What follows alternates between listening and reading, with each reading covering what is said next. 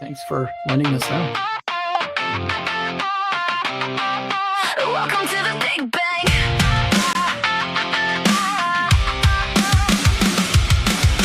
The signal's rising. Can you feel the sound? Something big is coming. It's about to shake the ground. Every late night, every line of code leads us to this moment. Ready? Here we go. The countdown's over. The wait is gone. It's time to see what's coming on. coreBLAST! Turn it up, let the future fly. coreBLAST! We're reaching higher every time. One platform, one vision, one unstoppable path. Welcome to the Big Bang. New ideas, new momentum, every piece working together. Faster, smarter, built for what's ahead. This is where the future starts. 3, 2, 1, light the fuse. coreBLAST! Everything is coming alive. coreBLAST! Watch the future ignite. One platform, infinite possibilities. Welcome to the Big Bang.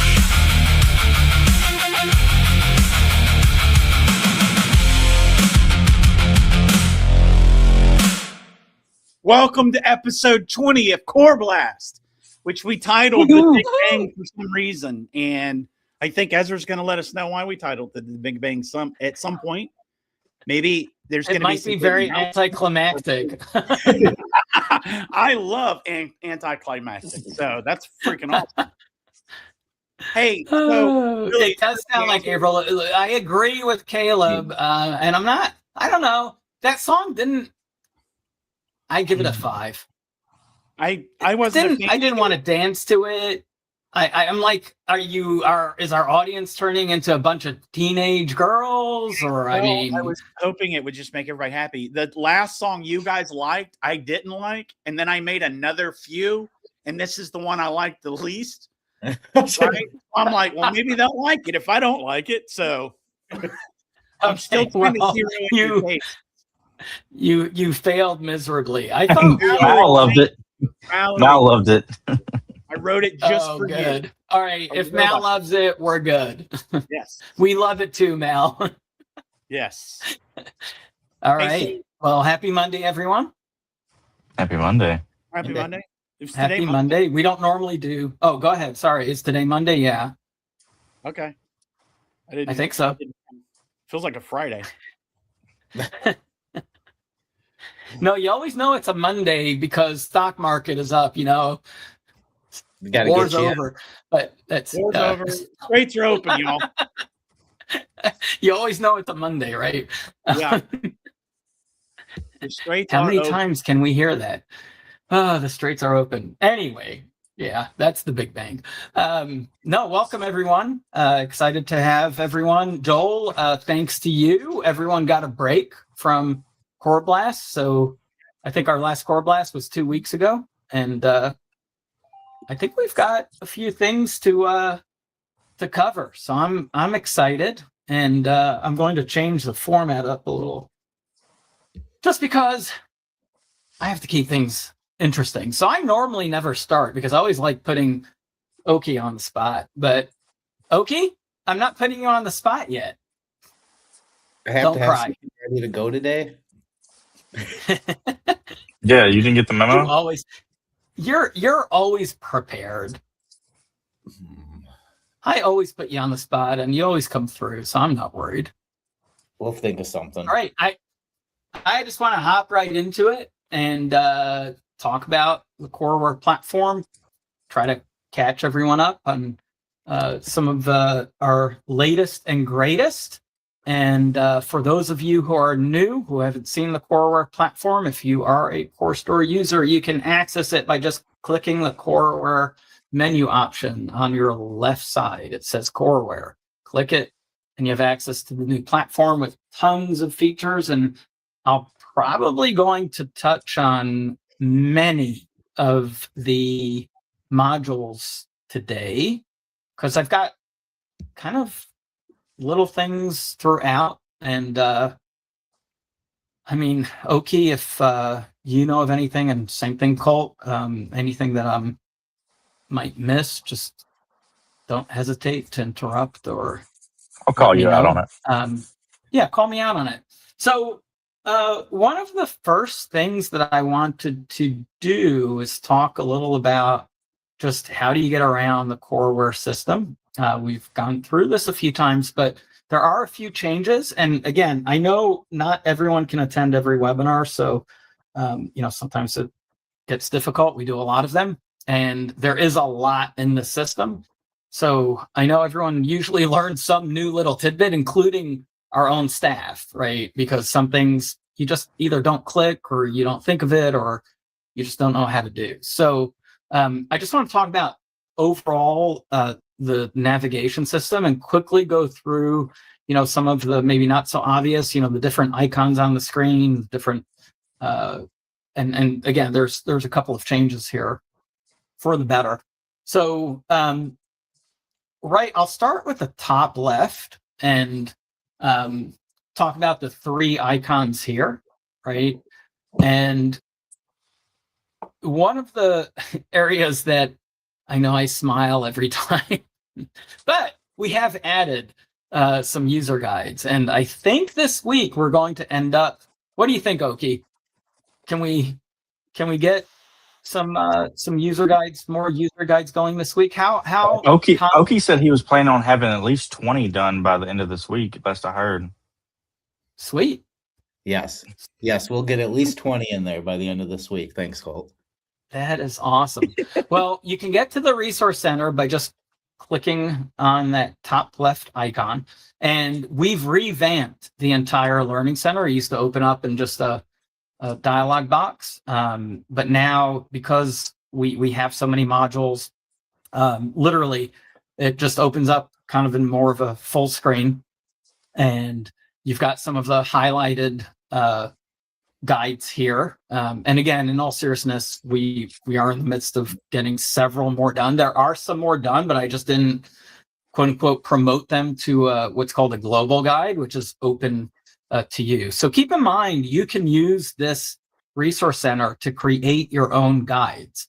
So those guides will only show up for you. So you don't have to worry about, you can put your SOPs, right? Yeah. Standard operating procedures is a good thing to do. And you can create, and I'll show everyone how you can go to the admin side and create a guide. And again, it doesn't have to be a guide about the platform. It can be a guide about how do you, what are the daily closing procedures, right? That you need to do when you lock the doors, right? Before you lock the doors, make sure you do X, Y, Z, right? You can literally put that into a guide that's accessible to basically some of the staff or all of your staff. So it's really useful. One of the nice things that you can do with these guides, I think I've shown this before, but it works really nice because they're not just a guide that you necessarily have to read everything through. So here's a guide on setting up sales tax, but you can literally just auto narrate it and auto play it. How to set up sales tax in Coreware. Learn how to configure sales tax accurately for your business locations using Coreware. Open the locations page. And this literally is playing on its own. Sidebar, click Company. Goes from screen to screen. Locations to access a list and I of all your business that locations. I thought I opened the right one up. This but is where you start configuring tax settings sometimes you'll for see a each video location individually. And I assume everyone's hearing Edit your location. Click on the location card. How to set up sales tax. So it's really powerful in terms of it literally, it's like sitting there and getting instructions, right? And so go ahead.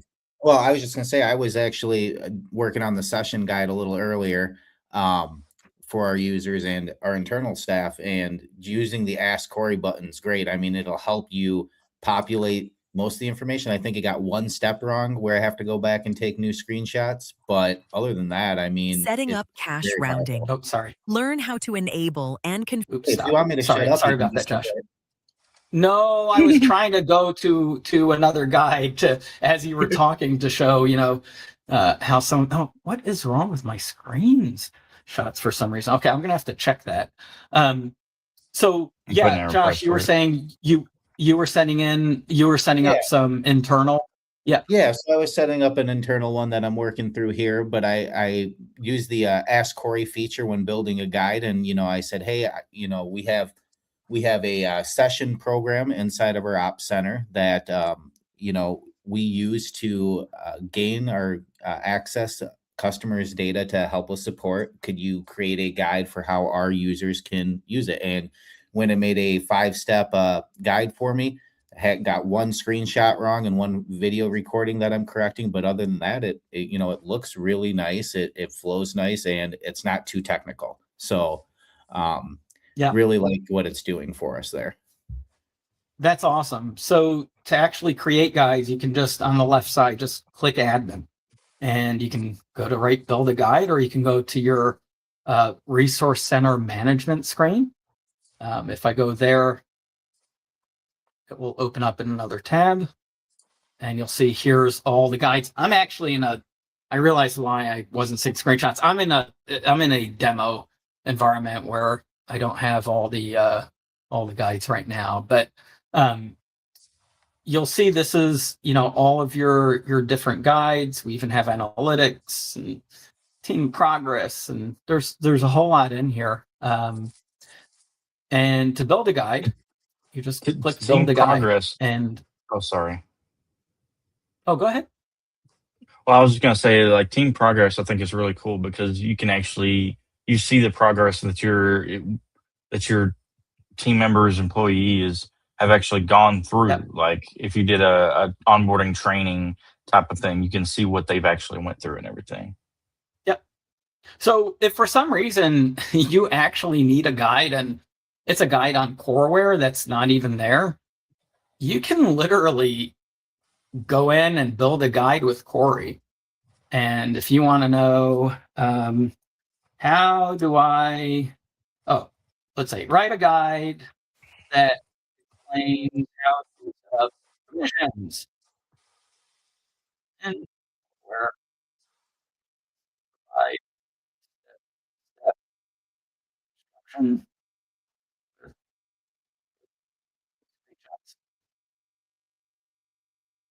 So literally, and again, in this case, Corey, you can't use Corey for like your own procedures because it doesn't know anything about your own procedures. But if for some reason it's like, well, I don't want to sit on support and try to figure this out. I have no idea, where do I set up commissions?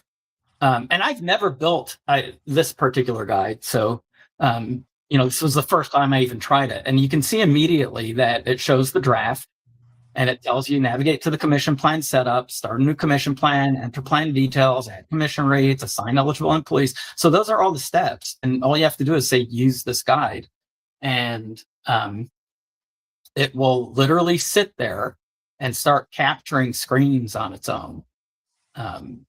So we delayed making these guides. It won't take us long, in all seriousness, 20 guides and we can do with our eyes closed. The reason we waited was because the platform has been changing so much, for the better. And we're finally at a point where we said, I had a conversation with Josh, and I said, Josh, now's the time for us to start doing guides because we're at a good point. So again, I know I've said it before, but in this time, I really mean it. We already have several guides in there, and we will be adding quite a few more next week, and the week after, and multiple people will be doing it because a lot of the hard work is taken out. That's the beauty of AI, right? If you can use it as a tool, it's still not perfect. You still need to go through each one of these, make sure it makes sense, make sure the screenshot is actually relevant, right? But at the end of the day, it will do all the work for you. So I'll go back to that while, it's like a cooking show. We'll let it kind of sit there and cook, and I'll keep going. So that's the resource center. The notebook application, also very powerful application. No different. You don't have to create a guide for your SOPs. You can also just create a note. Now, why do we have both? User guides are really meant to take you on a journey of a step-by-step, right? Where notebooks can be anything, right? So you can create as many notebooks as you want. You can share notebooks with certain team members, employees, right? And very flexible in terms of if any of you have used Notion or Evernote or anything like that. Again, it's built into the system. It's right there for you to use. Colt, anything just briefly that I'm I missing? think it's good to notate, like, one thing that we built into the notes is like, if so you already have notes somewhere, most likely you whether you use Notion or Microsoft Word, and you have some documents and stuff that you want to import in. Take, for example, a good say if you have a form that you have in Microsoft Word, but you want it to essentially make it digital and put it on your website or I thought something you like said that. vegetable. It's one of those tongue twisters. So you could actually import a Microsoft Word document, even Excel spreadsheet to an extent, like a CSV and stuff, and import it in. But specifically with a Word document, you can even convert it to a form within the system so that it'll show up in the form manager under websites. So like if you have a form that you set up to, like, you need people to sign or something like that. Now it tries to account for any fields that you have in the form, but it doesn't. There might be some tweaks that you adjust, like you might want an actual signature field, and it might just give you just a line on there. You can go in and modify the form after you've converted it to a form, which is really powerful. And we did that because we ended up using it ourselves. But yeah, that's a really neat tool for the notes module. Tremendously powerful. The contact card there is pretty nice too, because you can actually link. So like say you were working with some specific customer or something, you were making notes talking to that customer. Yeah. You can actually link a specific contact to that note. And that way, when you pull that note up later, you can see, oh, I was talking to that person about it, and just click them and go right to their profile. So that's the difference. One of the differences with being able to use one system, you have access to the data in the system, right? So there's different areas where, again, if you're using something like an Evernote or Notion, it does not have access to your actual system. Mm-hmm. There's a Hunter Ross reference there for you, Joel. I was waiting for him to say something. He did. He fell asleep. Yeah, he's not listening to us. He doesn't care anymore. But yeah, super flexible. And again, you can share this. And you can share it with users, with teams. You can even share it with an outside contact, right, Cole? Yeah, absolutely. Yeah. Yeah, you can set private notes, public notes, share them however you want. And there's even a collaboration too. So if you like sharing it with multiple people and you want them to have edit access, they can go in and make edits, and you'll be able to see them making those edits at the same time. Super powerful. All right, just jumping really quick back to our guide, but here's literally our guide, and we can preview it at any point. So gives you a good introduction on what the commissions are, and then I can go through, I can zoom in, right? So I don't remember where commissions are set. Well, guess what? They're set in sales settings, commission plans. And the nice thing is, with the new system, we've got really flexible commission structures that you can set up. So you can have multiple commission plans. You couldn't do that currently in CoreStore. You can do split sales. You can specify commission plans by all kinds of options. Super flexible, but even more exciting with commissions, and we'll have to make another guide, there's a whole other concept called partner programs. And I think, to me, this is one, Joel always likes it when I focus on ways for you to increase, revenue or increase sales, right? Because that's what we really feel like where we succeed is if we can provide you tools that help you make more money. And I know Joel's not listening to us, which is disappointing. He's off, I don't know, Are you maybe doing a serious? barbecue I out am. there. I'm throwing screens up Oh, for you. I'm trying to make wow. You're muted, Joel. Oh, yay. Joel, if you're talking, you're muted. No, I'm not. Oh, well, thank you, Joel. You know me, I don't watch the screens, and Colt said something to you and you didn't answer. So That was a very important question. He was interrupting you, and I was trying to respect your time.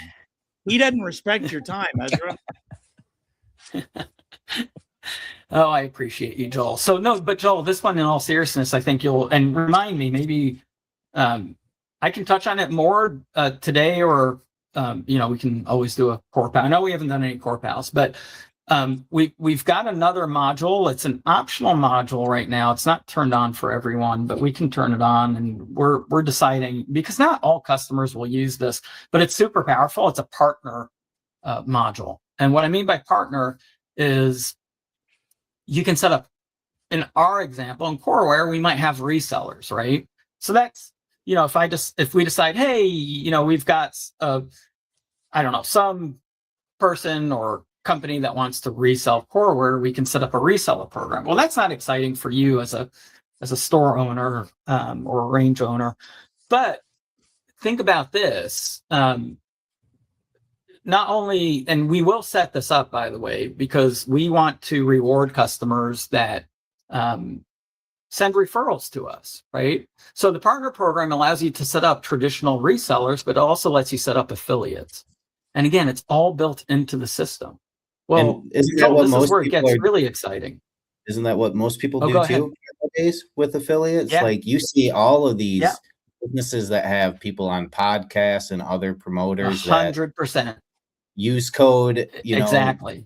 XYZ. Yeah. No, that's exciting. Yeah, that's where it gets really. So I guess it's probably worth it for me to touch on that module. So someone remind me as we go along here. But again, you'll see it as I go through. It's changing the screens, and actually, literally, it will highlight. Right? It did this automatically, which is pretty freaking cool. This shows the different rate types that you can set up. So super powerful. Sometimes the videos that it makes aren't really worth it. So you can always go in again. I'm just in preview mode. So I can always go to a particular step and say, you know what? I don't need this animation, right? I'll just use a screenshot, right? So our animations still a work in progress, because, it captures, blank screens. Who wants to watch that? The loading screen, no one wants to sit there for 22 seconds to see a quick animation. So, it's can be amusing, but we're probably going to. I have a question. Try to improve it. Yeah.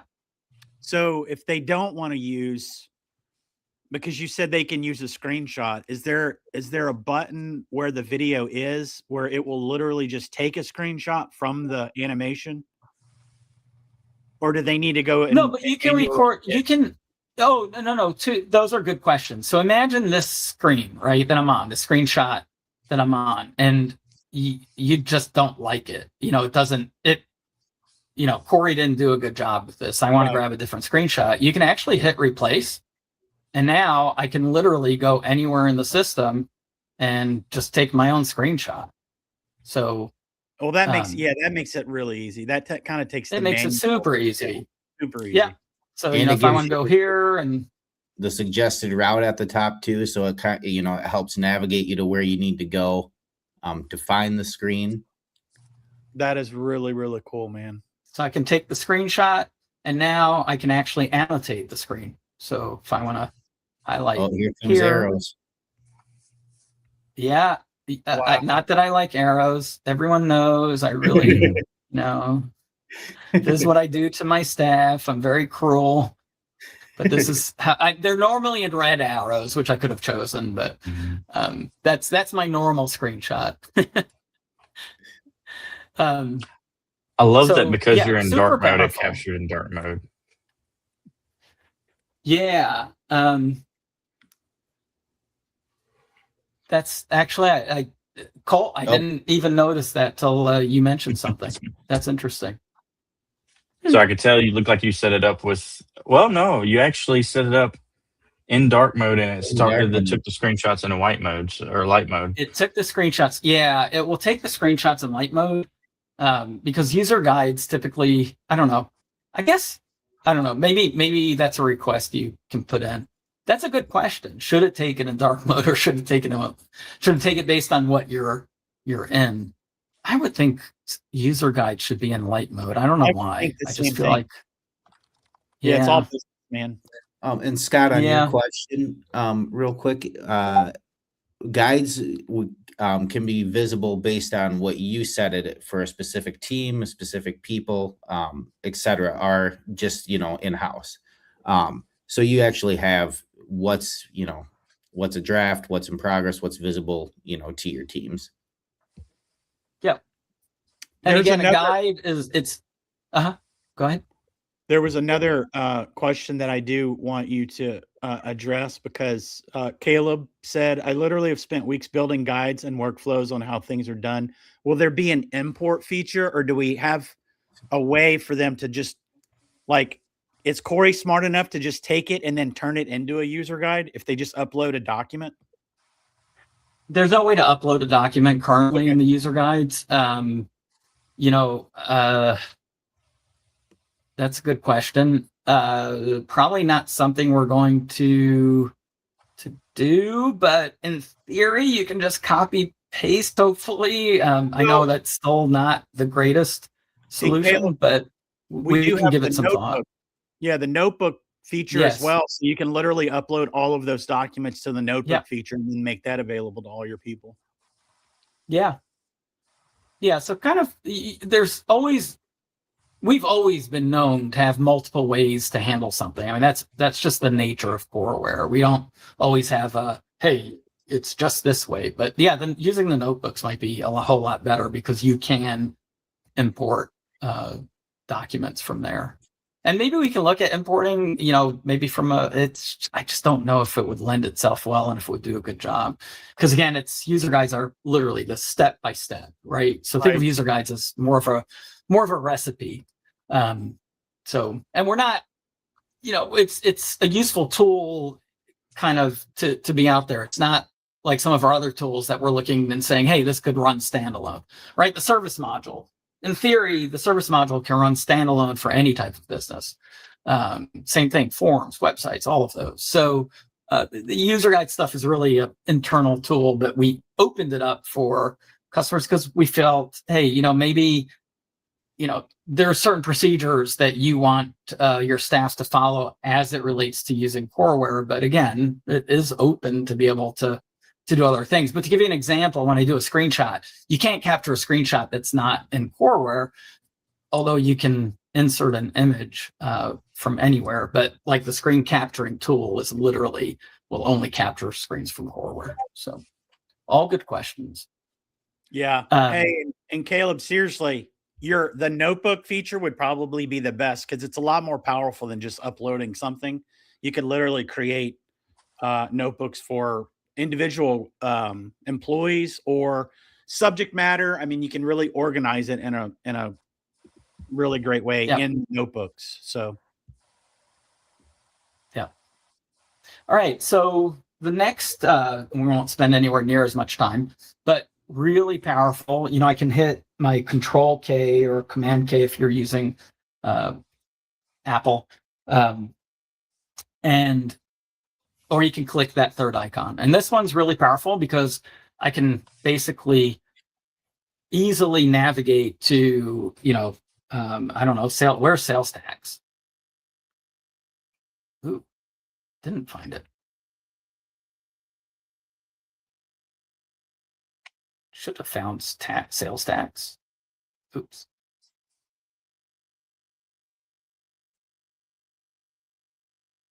Is it set up in the playground? Yeah, it should be. No, for sure. Thanks, Hunter. We'll blame Hunter. I'm sorry, I kept trying to throw it up there. Yeah. I don't know what that should have been one that it goes to. Oh. Yeah, this. Oh, you're filtered in contacts. Yeah. Yeah, that's why. But This should be a universal search. yeah. Hey, so if there is a universal search, There is. I'm just okay. not seeing it for some reason. So Scott, that would be the solution that you would use instead of they don't have to go search for anything. They can literally do a universal search to find whatever it is that you want them to find. Yeah, all right. Someone definitely write this one up, because normally the hitting it here should be the universal, or at least we need a quick way to change it. So it's trying to give you a context, basically. So if I go to company, hopefully it will be there. We'll see. Company. Nope. Yeah, something broke our overall universal search here. So we'll have to get that corrected. So your navigation, again, should be universal. We'll figure out what happened to it, but that will take you and help you navigate through the system.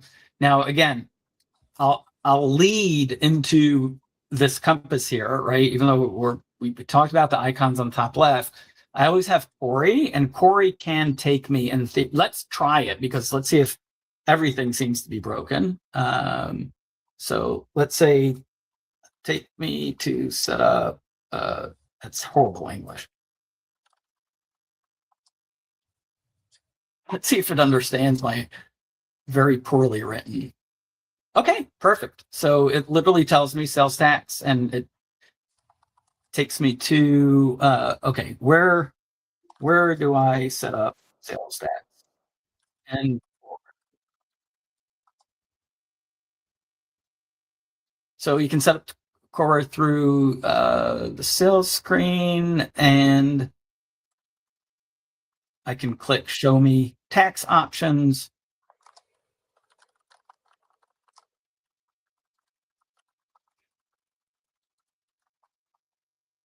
Tells me to go into sales settings. That's one place to set up. There are some tax rules here, but it's also in the company settings as well. So again, you can use Corey, or you can use this global navigation. Corey being a little more broad in terms of what you can do with it, because you can literally go to the extent with Corey. Let me refresh Corey here. You can go to the extent of saying, I need to set up a form for my website to capture visitors who want to sign up to our newsletter. Can you set up the form for me?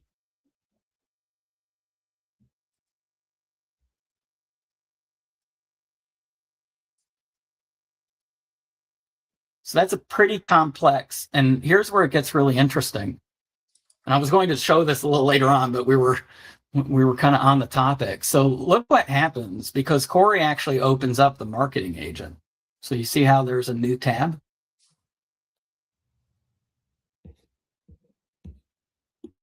So is the agent doing work behind the scenes? Okay, yeah.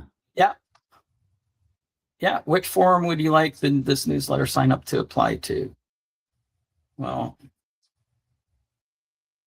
we need to create a new form that captures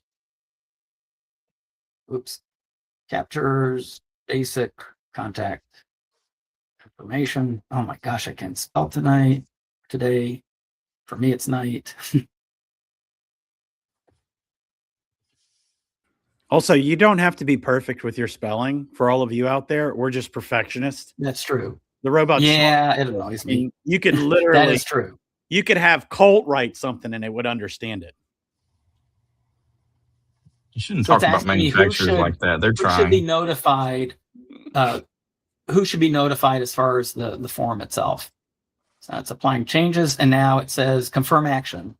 So review the details, and we want to send an email to sales@example.com when someone fills the form out. So it's running a test. It's actually created a email campaign. I didn't tell it to create an email campaign. It's just trying not to die. It's trying not to. I'm about to kill it today.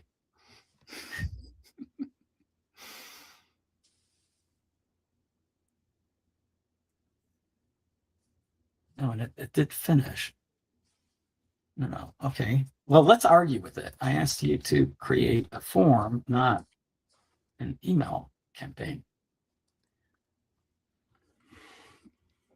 Oh, you're exactly right, Ezra. Yeah, because it went. I even said it. It opened up the marketing agent without thinking through. It should be opening the website Thank you agent. for clarifying. Yeah, thank you for clarifying. You're absolutely right. Goal is to create a website form, not an email campaign. Yes, to help me set up this newsletter sign-up form, could you please confirm which field should be collected? Yeah, that's much better. I guess, again, this is where sometimes Corey and any AI, sometimes it depends on how you prompt. Not sometimes, right, Joel? I mean, you've preached this a million times. You have to give it proper prompts. So literally, It's asking me a series of questions. So we'll just say first name, last name, email, phone, comments. 2, should the form appear on a specific page or section of your website? Homepage pop-up. Would you like the newsletter signups added to a specific list or tag or audience? Newsletter audience. If I don't have one, please create it for me. And 4, should there be a custom confirmation message or redirect back to homepage? Probably not what I'd want to do, but whatever.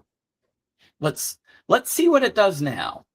See, the problem is I still think it's going to potentially mess up because it's thinking it's running through. But let's see. Figuring out how to help. Everyone loves it when I do these on the fly. No, but this is where it gets exciting because now it's literally doing work for me, right? And I can go back and I can do my other work and let it go think, and that's what I'll probably do because it's thinking away. So I'll keep that to the side here and talk a little more about our navigation. What is it? Oh, nice. All right. Please provide a short prompt describing. No. Oh, it's answering itself, right? Yeah. Yeah. That's sort of over the past year. It's giving you a suggestion on how to respond. I guess it is going. Yeah. Yeah, that's kind of I don't know when they started doing that. It's actually fascinating to watch it, right? It's literally showing you how it's thinking. Yeah. So let's see. I'm going to share. I shared a different tab on purpose. I'm just curious. I think it asked you another question, Ezra. Oh, did it? Yeah. Go back. It says details. What name should we use? Oh, yeah, well, newsletter audience. Duh. Okay, yeah. So it wants you to click it to take the answer. Yeah, yeah. I guess you got to pay a little attention to it. Okay, it's still thinking. All right, we'll let it think away. We'll go back and forth to it. While it's thinking, can we address something that I've seen twice so far? Yeah. So everybody's asking, or I've seen two different people mention this. This is going to be, you're all going to be on Coreware, but you'll have plenty of notice before you're on Coreware, correct? Because it's not going to be like, hey, you're out there on your own. we've got actually a good handful of customers already using Coreware, especially if you're a range. If you do memberships, if you do classes, you need to be on Coreware. It is part of, if you have a Core Store subscription, you get it. You're not paying anything extra, and it's so much better. If you need a service module, if you need marketing, right, you should be using Coreware. It's all built in, has tons of features for email marketing, for reputation management, comprehensive marketing modules, social media management, being able to schedule posts, doing all of that, automating your business, automating your marketing. So again, definitely start using it. We've got literally customers starting to use the new register. We've got customers using the new FFL module with the new kiosk. So right now we're at a point where, customers will contact us and we help them get going. And we have customers sometimes jumping between the different systems, but we've got some customers that are they're starting to switch everything to the Coreware platform. We're at the point, and what we will be doing, and I was going to announce this later on, but we are going to this will be like ripping the Band-Aid off everyone. So just a word of warning, everyone's going to maybe bitch at me for a little, but we are going to replace, and we'll give notice, but we are going to replace the purchase order module in Core Store with the purchasing module in Core, meaning you won't be able to access the old purchaser. You'll have all your data, right? But you'll be starting to work your purchasing from the new platform. It's so much better, so much easier with so many more features. So that's probably one of the first modules that will be doing an actual switch over. And that will force people to start using this, and getting used to it is the key. And we'll be doing that hopefully within the next few weeks. Again, we'll give everyone notice. You can start playing with the new purchasing system. You can enter a purchase order. You can send it to your suppliers. But again, tons more features and easier to use and more flexible, and just lots of pros. And again, it's still reading your same data. So we're not switching you to some, entirely new system. There is more data points in Coreware. So we supplemented the data. So there's a lot more information and a lot more data points that we can provide to you to help you do things even hopefully more efficiently, and really give you more insight, especially when it comes to inventory control and purchasing. So so does that answer that question? Yeah, I think one thing we need to hit on, because a lot of people are starting to ask the question now, is like, okay, is this going to fully replace Core Store, Core Force? And if so, what's the time frame? But also, like, how is that going to look? Like, some people are asking about Corella sites, and if we're going to automatically transfer their existing sites into Coreware. So kind of moving on to the actual website parts and stuff like that. Yeah, so obviously everything at Coreware is complex, right? Because that's not just a yes or no answer. We will be moving a lot of customers automatically from Core Force. If you're on the basic or standard edition, we actually have now a whole group of templates that match. And we're going to look at first at websites that basically don't have really customizations on them, right? At the same time, we've got some pretty big customers that are already moving. I don't know if you guys have ever heard of a company called Sig Sauer.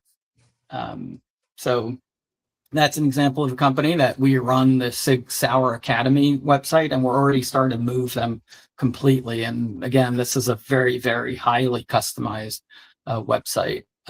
So we're already starting to move pieces, but we're actually hoping the full Academy site will be moved over to Coreware in the next few weeks, or a couple months, I should say.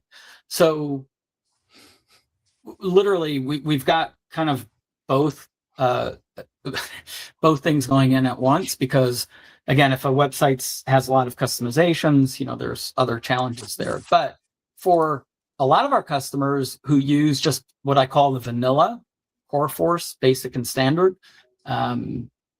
we're looking at just automatically migrating those.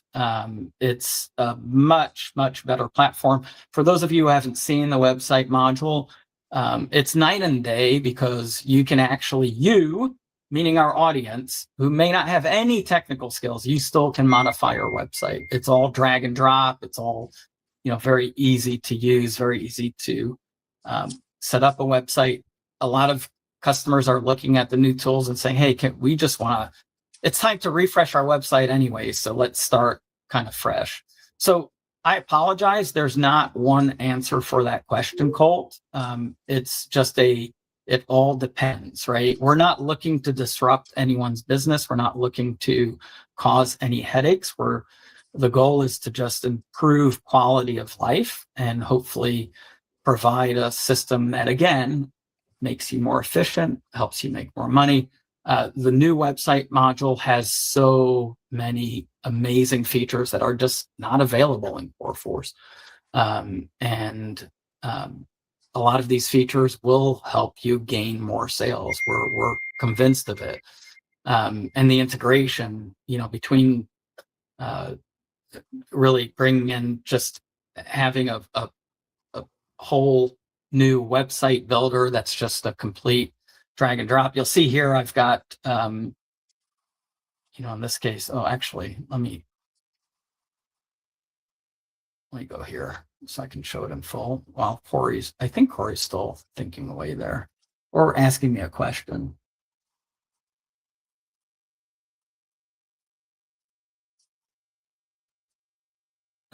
Sorry, I was reading Corey's latest. Okay, hold on. You guys don't mind if I jump back and forth between topics, do you? I'll have the marketing team set up a newsletter sign-up form on your website. Is it telling me that it's going to instruct our human marketing team to do this?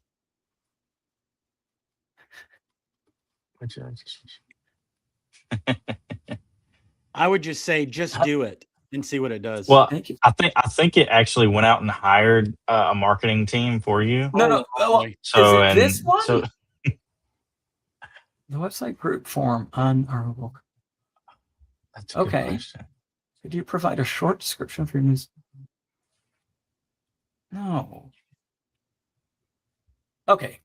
I'm going to have to, I love arguing with robots. This is like my hobby. This is what I spend a ton of time of my day doing. So I think I'll go back and argue with it, but not waste everyone's time, because I'm curious to see where it's going to take me on that one. But maybe we'll do a post-webinar session. Whoever wants to watch us yell at a robot, maybe that's a whole separate webinar.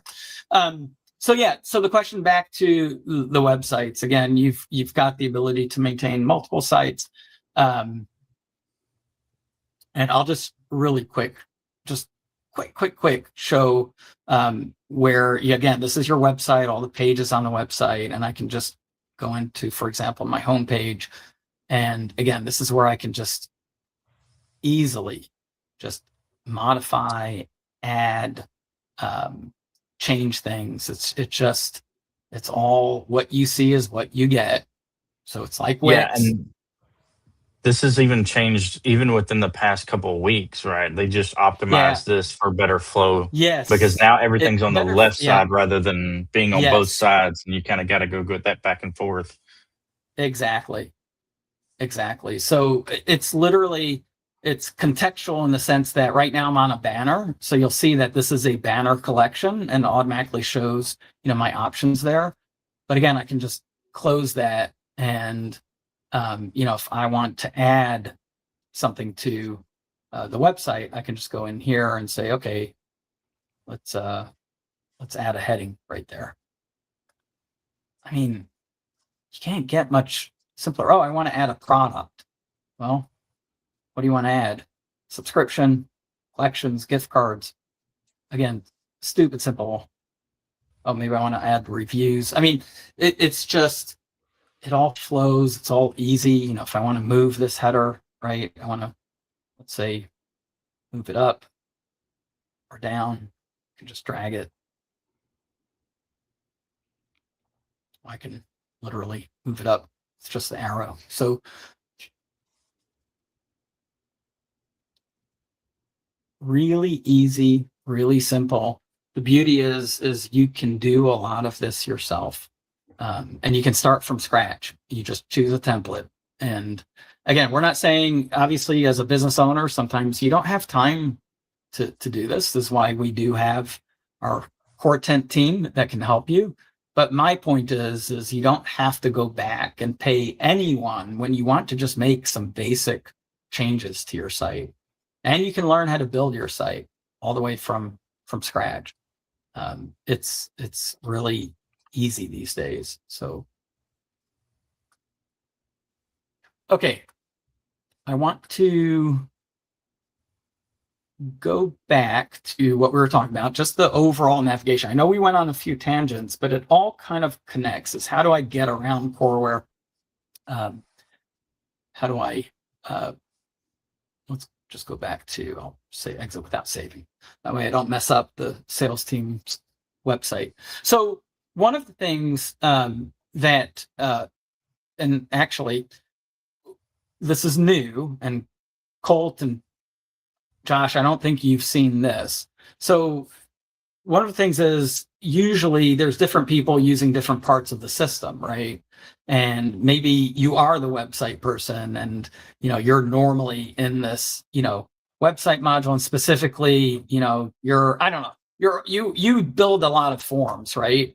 You can just hit this plus sign here, right? And pin that page. So now you can always go to your favorite spots in Coreware, and I can pin, you know, as many different pages as I want to, right? So if I always usually go to, oh, go ahead. I noticed that this morning, but I did not try it yet. So I'm glad you're showing it. Yeah, I figured you guys would at least like this one. So again, if I want to add my analytics, because, you know, I happen to go, I need to see how my service department is doing every day. I don't want to have to go through the menus, just add it as a shortcut. And it will automatically assign an icon to it, but you can even change that. So how do I change that? Well, there is another new feature under your initials here. You go into accounts and credits, or account and credits, and there's a navigation, right? And I'll scroll down and then I'll scroll back up and explain. But here's the two shortcuts that I added. So if I want to, say, change that one, I can change it to whatever icon I want, because it's forms. I'll choose it as a form and maybe make it purple. So that gives you some flexibility there. So that way you have an icon that hopefully is more familiar to you. Jump around the system. But you can also do a couple of other things in this navigation. You can actually sort the modules. My favorite already. So if you're the purchasing manager and you're usually doing purchasing, and you want to do sales, you can save those changes. And again, now purchasing and sales are right at the top. So really easy. And then there's one other, but, and Colt, since you're on the request, I'm so excited about this. So excited about this. So yeah, I got inspired this weekend. So the other thing you can do is you can actually change your landing module, but this one, I may need a request, Colt, after you try it. If it's not working for you, just assign a request directly to me. So in theory, because right now we always open up to the marketing module, and quite frankly, most people may not care about the, you know, why are you opening up to the marketing module all the time? So you can choose what module to automatically when you first log in what to open it to. But again, I had an issue there. Oops. Yeah. Where it I'll wasn't. put It wasn't. request in. Okay. Yeah. I had a So I have a bone to we'll pick take a with look at Colt, that. a bone to pick with Colt about this one though, because he put this suggestion in right when we started the software. So, last year. And he got all over me about one suggestion he put in 2 months before I got to it, Ezra. I don't know who to gripe to about this one. I guess it's Ezra. When all else fails, gripe at me. So that's really helpful for also, again, navigation purposes. Quick question on that same on the navigation. I noticed that you have, like, when you pin things, you have the essentially the URL, the parameter, like slash websites. Are you able to? Because I noticed when you pinned it, you were in forms, but it didn't include the forms in your link. To have it automatically go directly to that tab. Is that something that's already in there, or like where you can modify? No, definitely add that. Okay. Because we do. I wanted to create a specific. Yeah, you're right, because it's a tab. So we need to make sure it takes that into account. The nice thing is, just again for our audience to know, everything we talked about, we ran into a few issues here and there. It will be updated by your morning. That's the beauty. And we're at the point where we can rapidly get things corrected, enhance things. So it's pretty nice. So let me just continue with our navigation here. So over here is basically what we call our inbox, and this is tied to the service module, right? If you're not using the service module, currently you're using either nothing or you're using a third party like a Zendesk, typically, right? Or a Freshdesk or a Telegram or something, right? To handle your customer service requests. Do yourselves a favor and start using the service system. I was actually bragging on it to some people earlier because it is one of the most comprehensive, elaborate, powerful modules. It also does work orders, right? So it handles any type of customer request, right? Because at the end of the day, a customer service request, the only difference between that and a work order, because a work order is a customer service request. It's just that it involves a physical item, right? Maybe it's a phone I'm repairing, or maybe it's a gun I'm repairing. But it's still a service request, right? So that's why we incorporated everything into one service module. To me, the service module is one that I would start using today. Keep using everything else, but start using the service module today. It gives you a chat for your current website, whatever website platform you're using. It doesn't even have to be a Coreware one. It can be a WooCommerce or BigCommerce or whatever, or Gigantic Commerce, whatever floats your boat, right? But you can still put these widgets, right? Your chat widget, so that all of your chats end up in as a request in the system. There's no reason for you not to be using this system.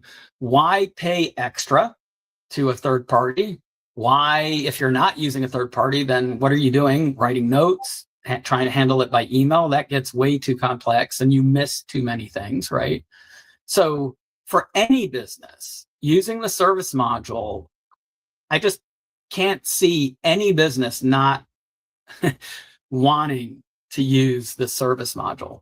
And it's included in the system. So all the works in one place, like you hit on too, Ezra. Like you don't have to go into your email. You don't have to. You still would obviously answer the phone and put in a ticket, but we've all run into it. You have someone asking a question in email. You have notes on on a notepad or on a document in Google. I mean, put it all in one spot at the end of the day.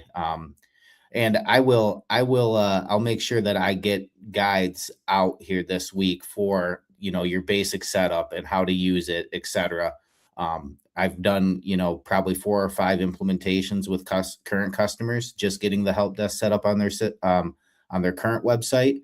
So, yeah, I know people are using the features. I haven't been fixing a lot of stuff, so I'm hoping that there's not a bunch of stuff that people have run into. But like you said, it's one of the modules that we have used since SHOT Show. It was one of the first things that we've been using in house. So I'm quite confident.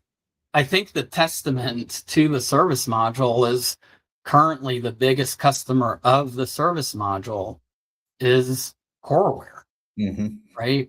And we are using it extensively. Right. Oh, and Dave threw a nice little shout out too.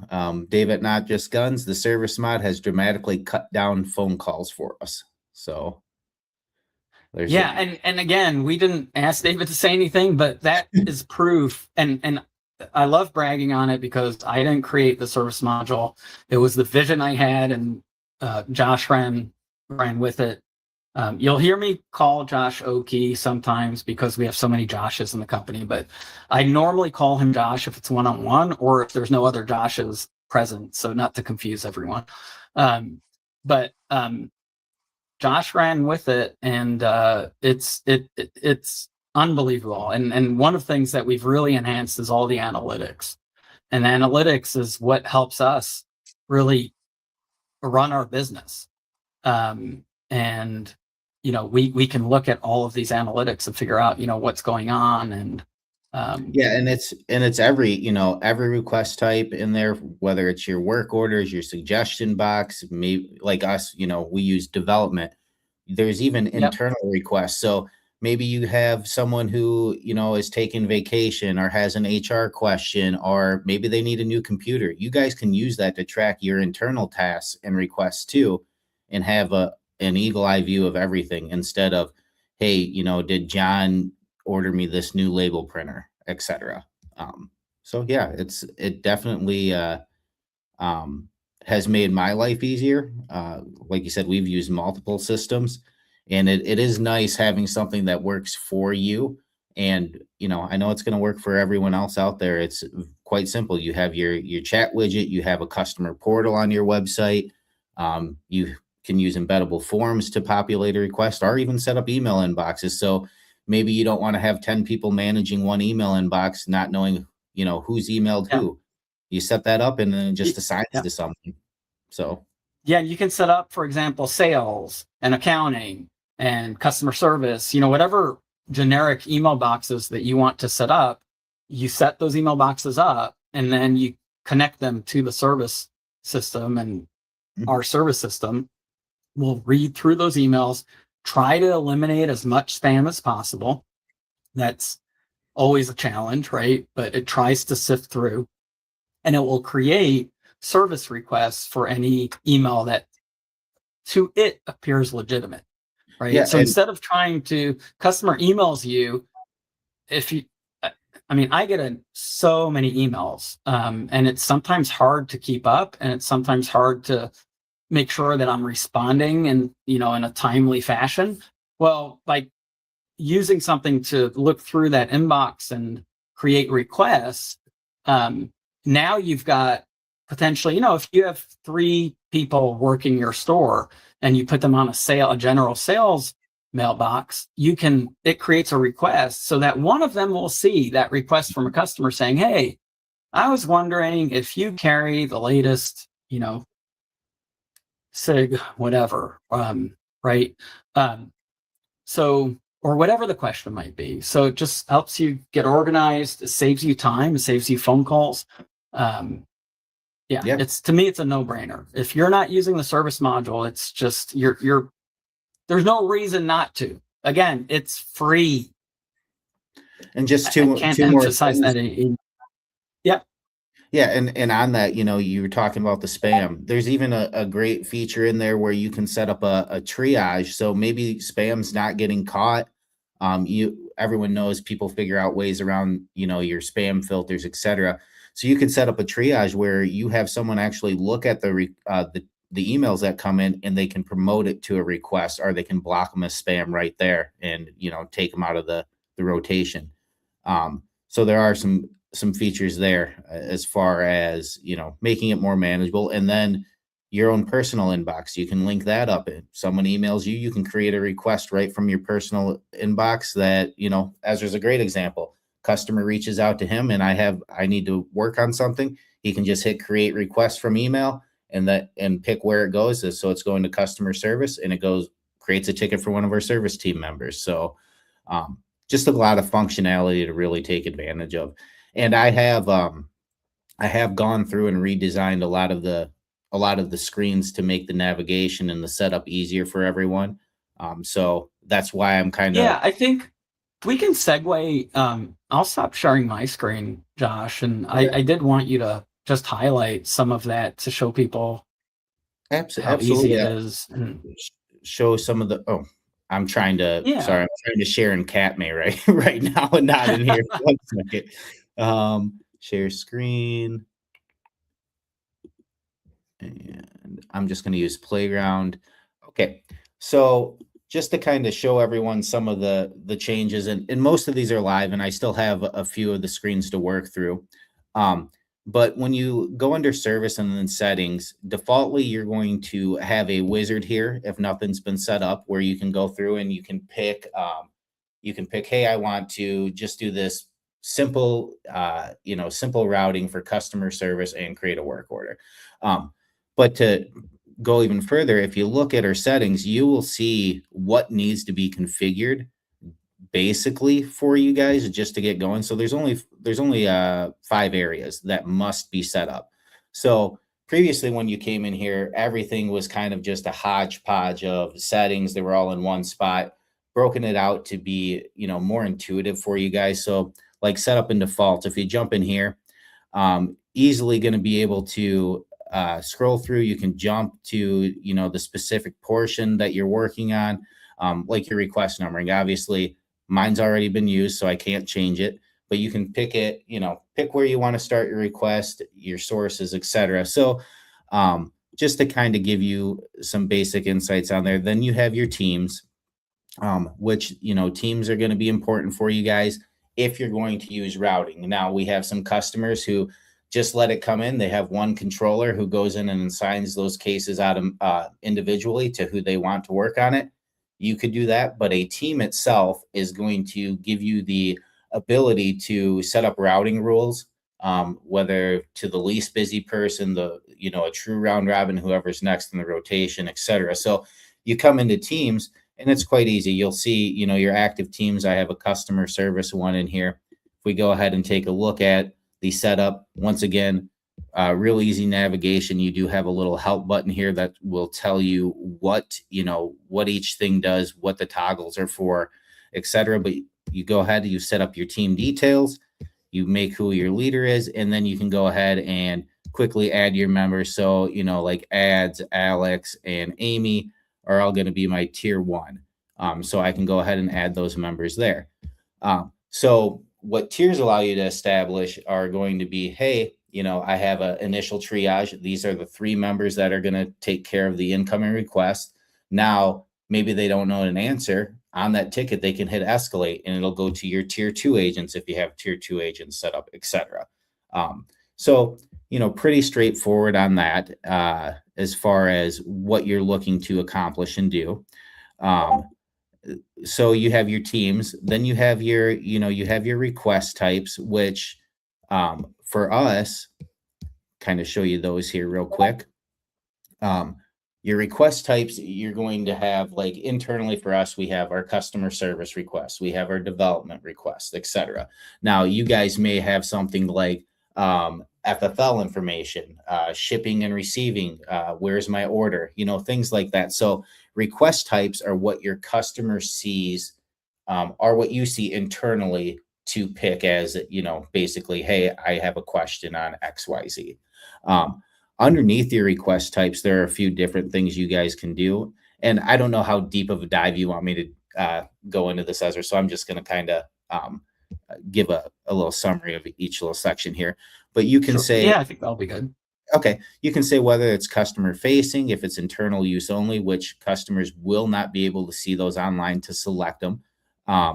Then you have your different capabilities. So you have your standard request types, you have a suggestion box, and you have a work order. So if a work order type is set up or a suggestion box type is set up, those selections will not be available because a work order, you have one work order request, you have one suggestion box.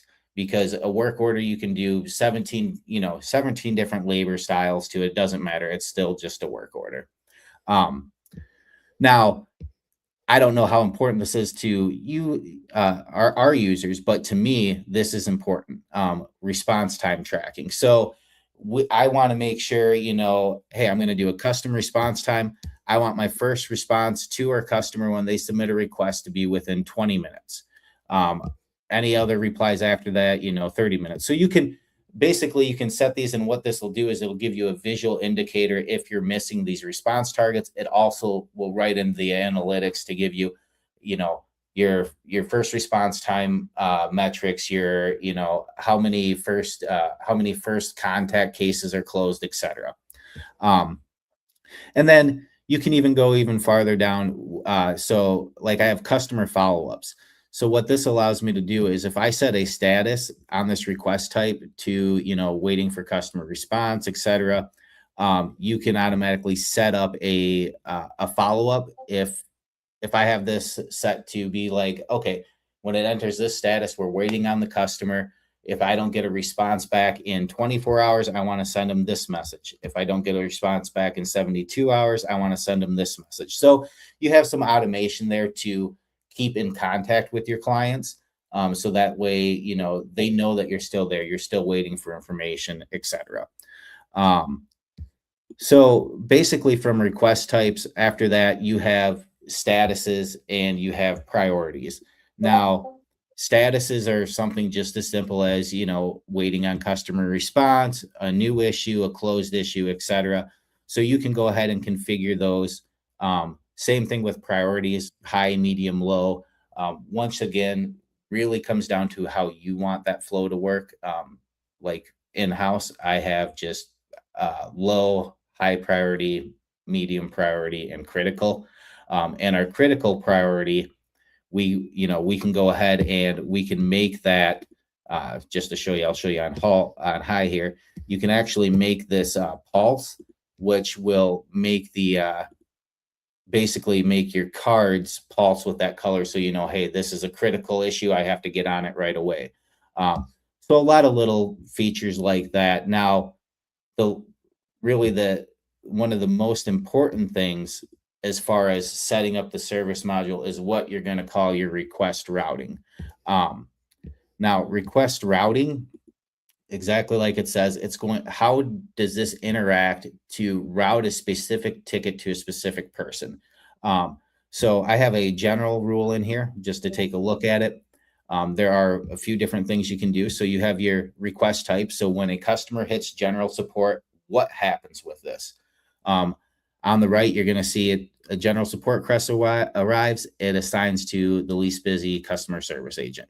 Now, you can even get farther down on that. Maybe you want to have a condition. Now, I only want a specific contact. So maybe like in our side, we have different levels. We have our enterprise customers, we have our priority, and we have our general customers.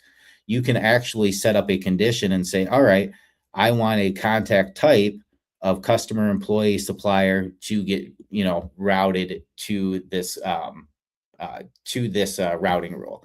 Then you have your assignments. So some other things you can do here for conditions, just so you guys know, is you have specific contacts, you have tags, you have categories, and you have priority.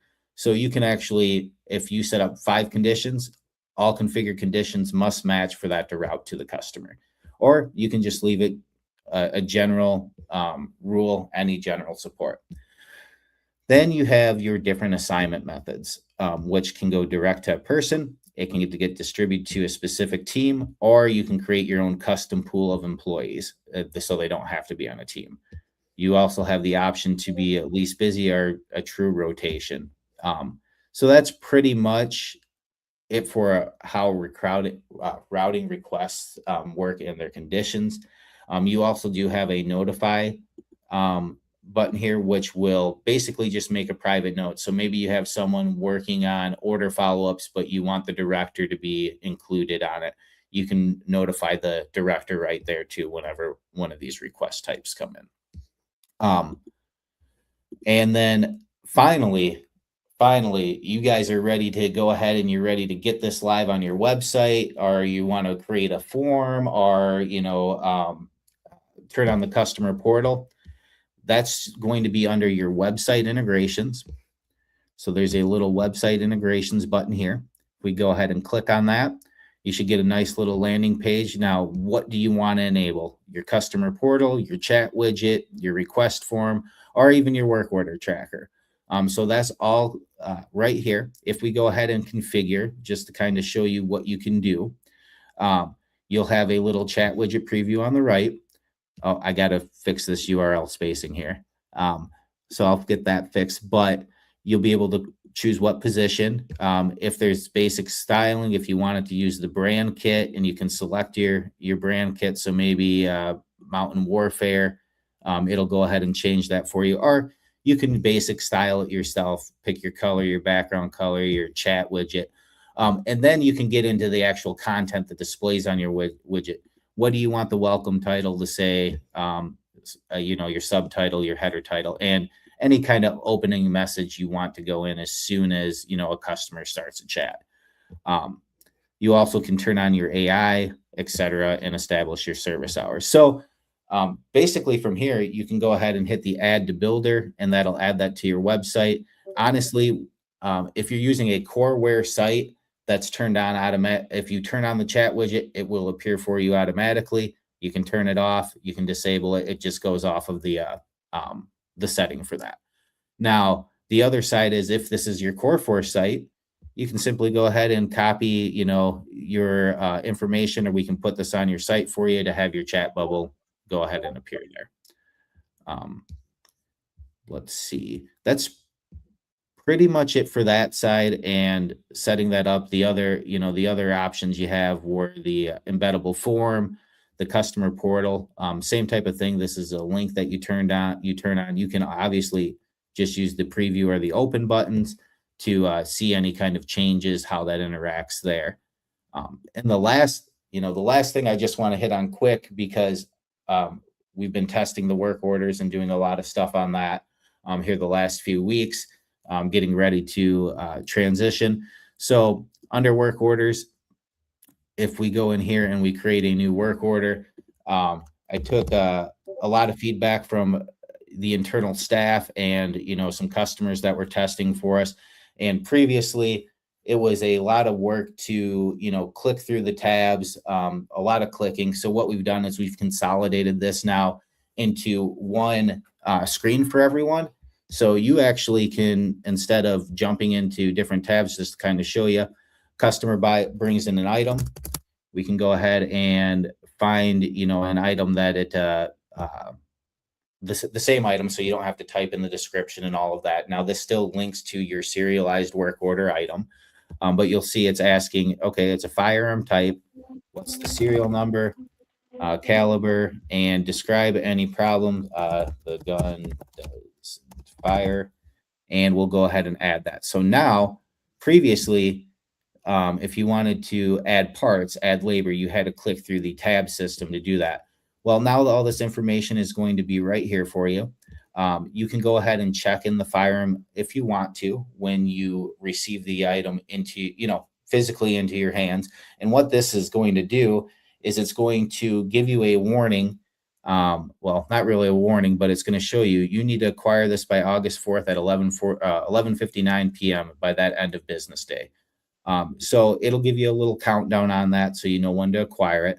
But you can now we can go ahead and we can add parts right here. So if I go and say CLP, actually, I don't know what's in the system. Part.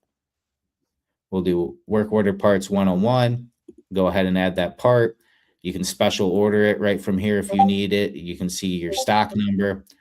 Same thing with labor. We can go ahead and add the labor here.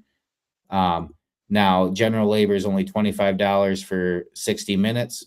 We can go ahead and add that. Now, when that 60 minutes is up, maybe you need to start the timer so you can add more to it.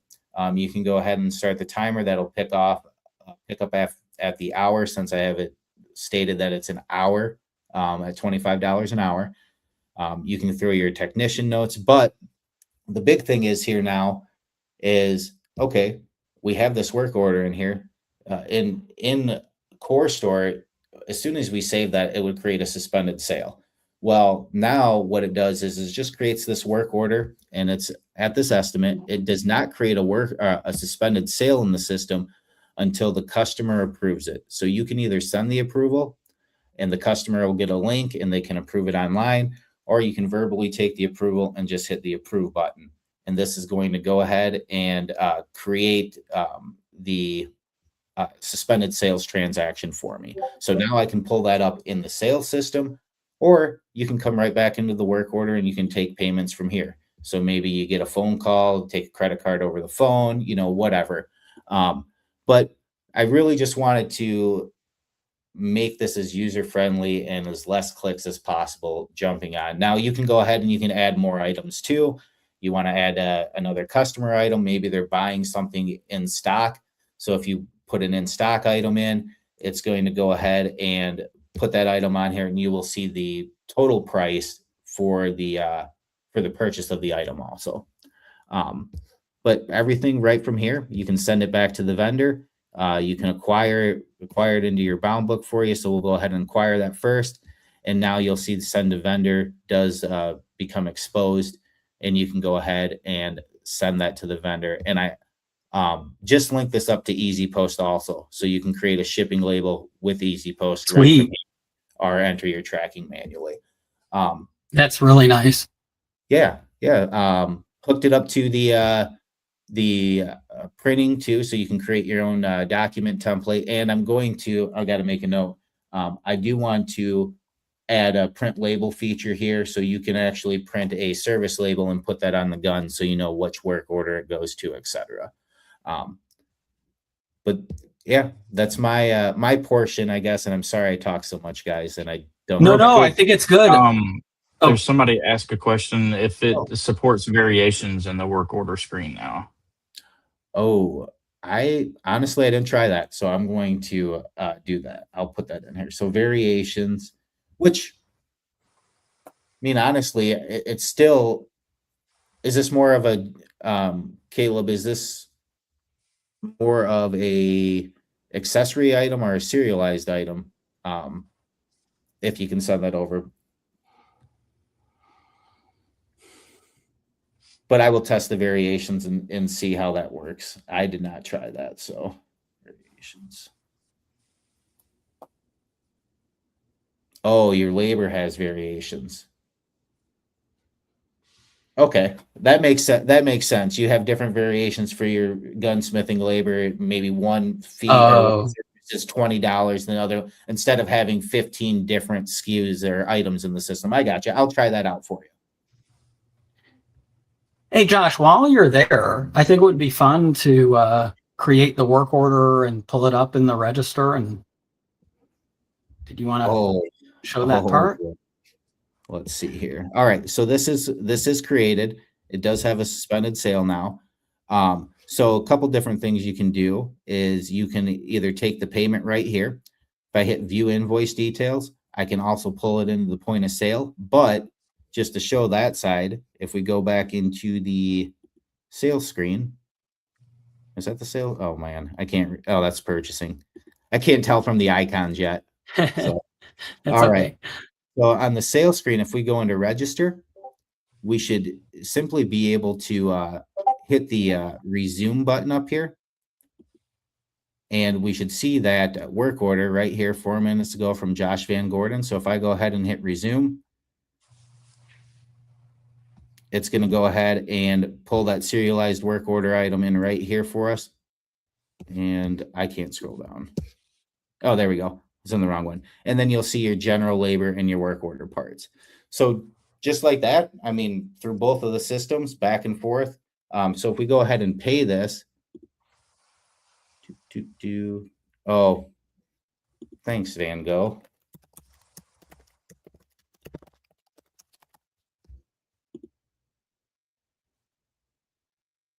All right, let's try that again. So pay, we can go ahead and say cash, and they're giving us $37.40. That's fine. And process the payment. And you'll notice we've got the cash rounding there. And went ahead and I didn't was it You're in in pay? I'm in the wrong. Yeah, I think you're in the wrong location. That's okay. So that should have gone ahead and marked that completed for us. So if we go back, we'll look at the FFL book here real quick. Our bound book. And work orders. There's that Beretta that we did because it has that really long random gibberish serial number that I punched in. We'll see the acquisition from Josh Van Gordon on the work order itself. And then we'll see the disposition and the POS link that it's to. So you should be able to see that right there. And then I believe if everything worked right, I hope it marked it completed. Drum roll. There it is. And it's gone because I'm hiding completed. So let me put that back. But right there shows it's disposed. Yep, paid in full, disposed. Yep. So do you want to pull up the bound book? Was Ezra watching? I just pulled it up, Ezra. I just pulled it up. Oh, sorry. I didn't see the screen. My bad. No, we wanted to see it again. Yep. So right here in the bound book, you have your acquisition information. Oh, sorry, item information, your acquisition information from Josh Van Gordon, and then getting a weird sense of deja vu. And then your disposition information and the sales ID that it went out on. So there should be blockers in there too. So if someone comes in with and they need they got a replacement back from Glock, and there's a 4473. You obviously have to put that on hold, do your 4473. It's going to tell you that there's one needed.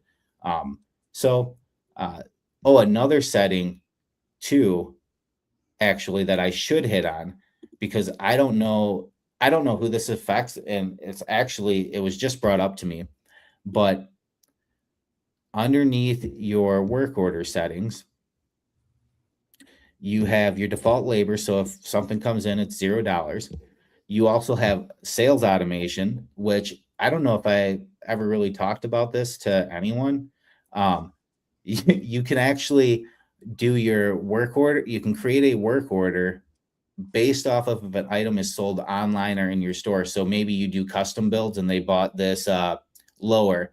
As soon as they buy that lower, it's going to create a work order for you so you can go in and add your parts and components. So you have a scope on that. You can set it up by specific products, categories, product tags, or collections. So whenever something is sold on that, it'll go ahead and create a work order for you guys automatically if you want to. You have your customer approval and the information that you want, or your authorization or your verbiage you want to appear at the bottom. But the last thing, this A&D acquisition timing. So there are dealers out there that can do a 7-day A&D delay on work order firearms. This is automatically turned off. You can turn that on. You will get a prompt when that is turned on that you have to prove that information is valid, that you can do this. But there is a setting there for that if there are people that are doing the 7-day check-in for commercial records. Otherwise, it's the end of next business day by default. Yep. Cool. All good. Anything else you want to get on? Yeah, can you show the bound book record? No. Oh my God, I almost thought you were serious there, and I had to come back to the screen to see if you were smiling. Not the bound. Can you do the bound book though? It's a weird case of deja vu. I know Dean was asking about rounding. You can set up your rounding rules however you want. So if you want to round up to $1, you can round up to $1. That's totally in the roundup settings. And there is a user guide on cash rounding. And that's specifically for cache. All right. So let's rewind and not repeat, but rewind back to, we were talking about all the navigation. So let me share my screen.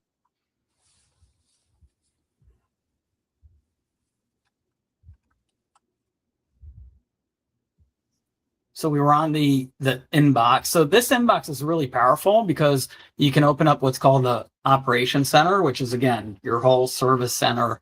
And I recommend just keeping that open, especially for anyone working requests. Put that into its own tab, or you can install it as an app on your desktop. So you can do that with, if you use Chrome or if you use Safari, it lets you save the web application as an app. Oh, hey, I Ezra, don't know if we ever did we should do a CorePal on that. What's that? Are you showing I'm that? not showing how to do that. I was just talking. No, because I'm only sharing my tab, so I couldn't really. Oh, gotcha. Yeah, because that's in your browser address bar, and I'm not even using Chrome. So I use Opera, which can go into full screen mode. Same concept, but it doesn't support installing a page as an app. So you've got to be in Chrome. So unfortunately, I can't even show it, Josh. Okay. But that would be, and in all seriousness, that would be a really good quick user guide. How do I make Coreware into an icon on my desktop? Okay. All right. Yeah. So next, we moved our chat window. So if you need help at any point, just click the chat window and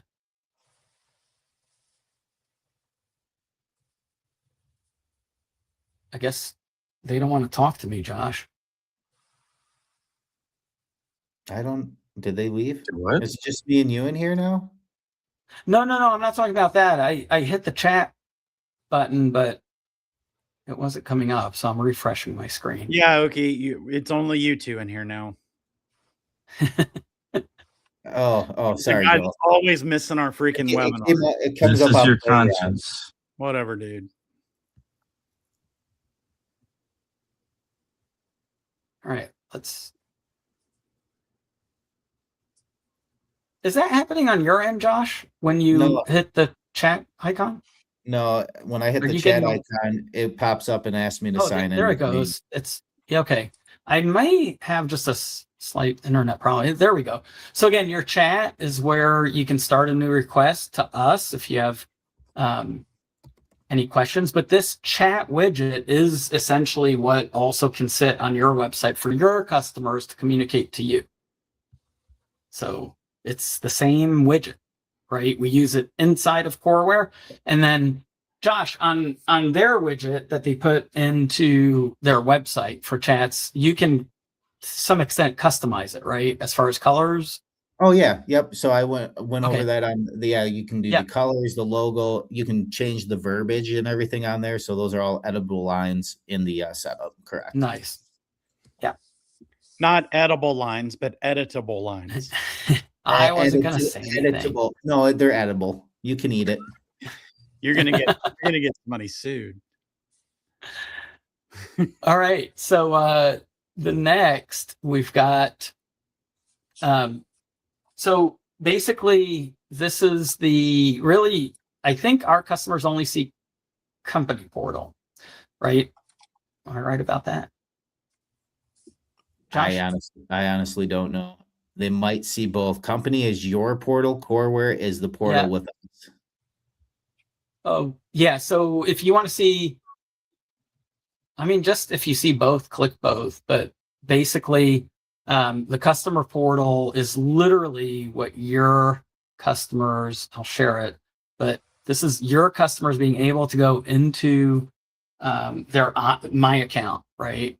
And I don't know if I actually have a user here or Gonna learn today. Yeah, so basically this will send a verification code, right? And go in here, 877-237.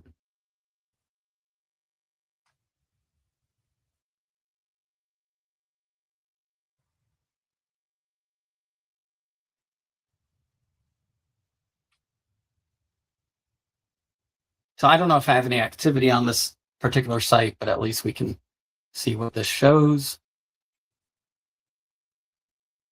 So this is, I don't know if we've ever gone over a lot of this, especially since we've enhanced it. Yeah, not since we've done the V2 one. We showed the V1 one, oh man, like right away in one of our first coreBLAST, but we haven't shown the V2 Yeah. one. So this is really cool, everyone. It's really powerful. It's your customer's view of basically their relationship with you. And that includes everything. It includes bookings. So if you have classes, if you've got a range for lane reservations, all of that will be in one place. And I don't know why my machine is dragging. I don't know if it's my internet connection or what, but basically you can look at bookings. You can look at all the conversations that I've had with you, the retailer. I can look at whatever purchases I've made. And again, this includes purchases, both purchases that I've done online as well as in the store, all consolidated into one place. I can look at my payments that I've made. I can look at gift cards. I may need you to share your screen, Josh, because it is just dragging. Okay. Hold on. I'm just going to refresh.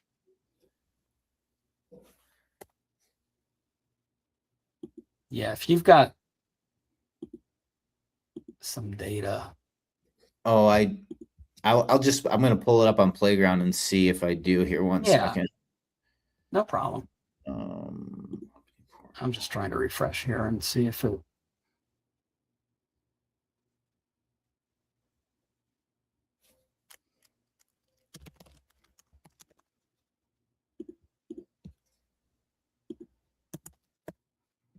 Let's at least move. So this will show all the chats, right?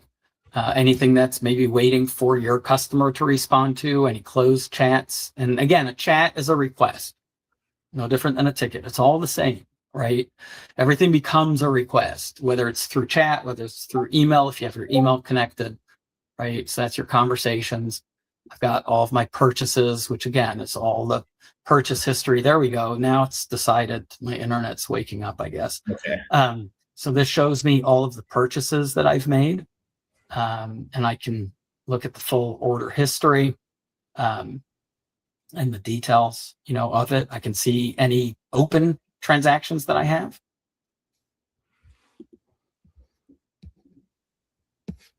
And you can also customize a lot of the look of this as well. Here's all the payments that I've made, right? Gift cards and gift cards that I either have currently that may have a balance, or even ones that I've had in the past, right? And I can even check my gift card balance here.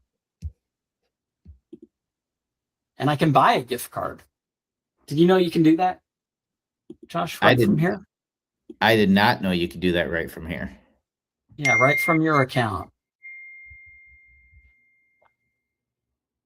So booking specifically is for classes. Event registrations is really for any events or lane reservations. Well, we already showed this is just the general my account. Memberships. Memberships are really powerful. I talked about this last time, and I personally think memberships, even for retail stores, can become a revenue source for just retailers. The power of the memberships is you can set up, let's say, a buying club, right? That maybe says, hey, I get, I don't know, 2% off of ammo, consumable that customers buy all the time, right? And maybe you want to promote some type of membership and give some perks. Again, whatever perks you come up with, I'm just throwing out ideas. But you can say, hey, for $10 a month, here's what you get as part of our special range tactical buyers club, right? But not only that, you can even set your website to have private areas that only that only if you're part of that membership, you get access to. So maybe it's an online class, right, that you give. Maybe it's certain product promotions that you want to do. Super powerful. And you'll see in the website builder, wherever it says who can see this, basically that's where you can say, hey, only people with this type of membership. So in the past, I think in this industry, membership was always really a reserved word for someone that has a range, right? But recurring revenue is where, if you look at this world, I mean, look at Tesla, right? Tesla started with, well, I've got two huge examples to give you. So Tesla started with offering full self-driving 1 million years ago, which, you know, it's beta, never worked right. Still doesn't work right, by the way. It cracks me up.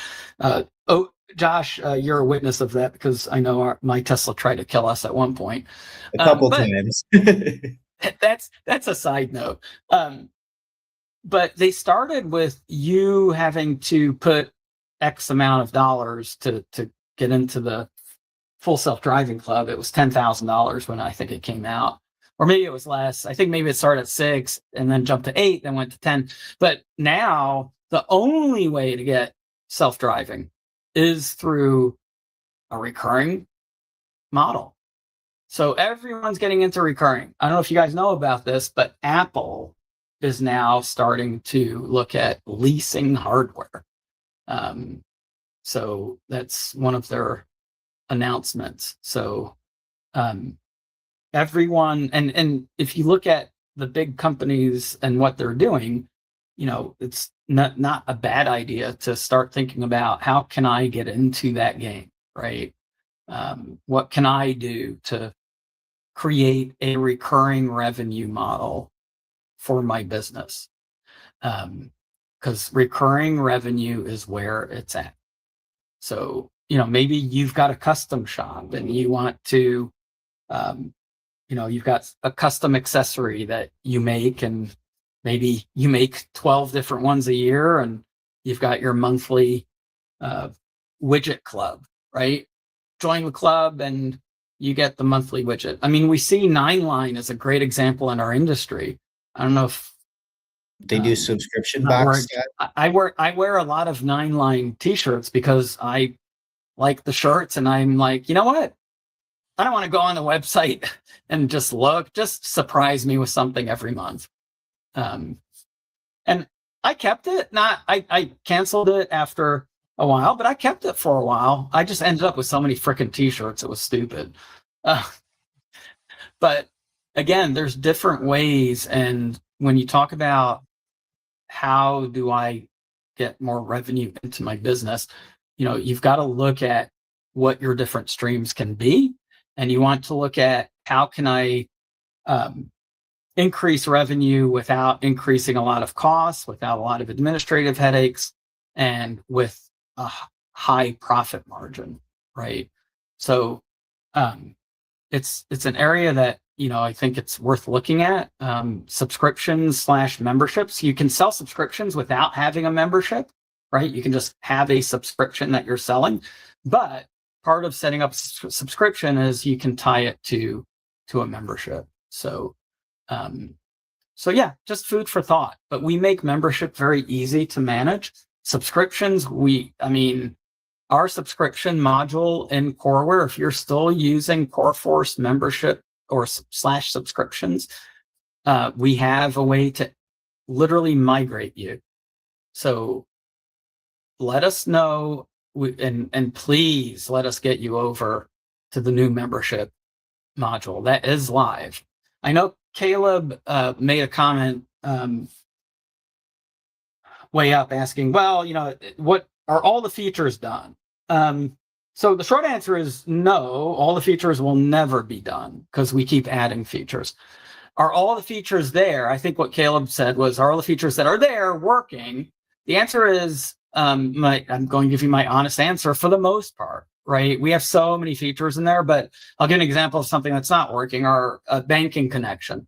That's still in a sandbox mode. We had to switch banking providers because the banking provider that we were using to connect to bank accounts literally sent us an email saying, we're so sorry. And it wasn't anti-gun, so don't everyone jump. We run into that a lot. But in this case, it was just, we can't offer the API service anymore because we're not making enough money. So it basically sounded like either they're pivoting their business or shutting down. And I was definitely disappointed in that because they had a good solution. So that's an example of something that should be working but wasn't. But in general, I'd say we are 90% plus coverage as far as the features that you see are working.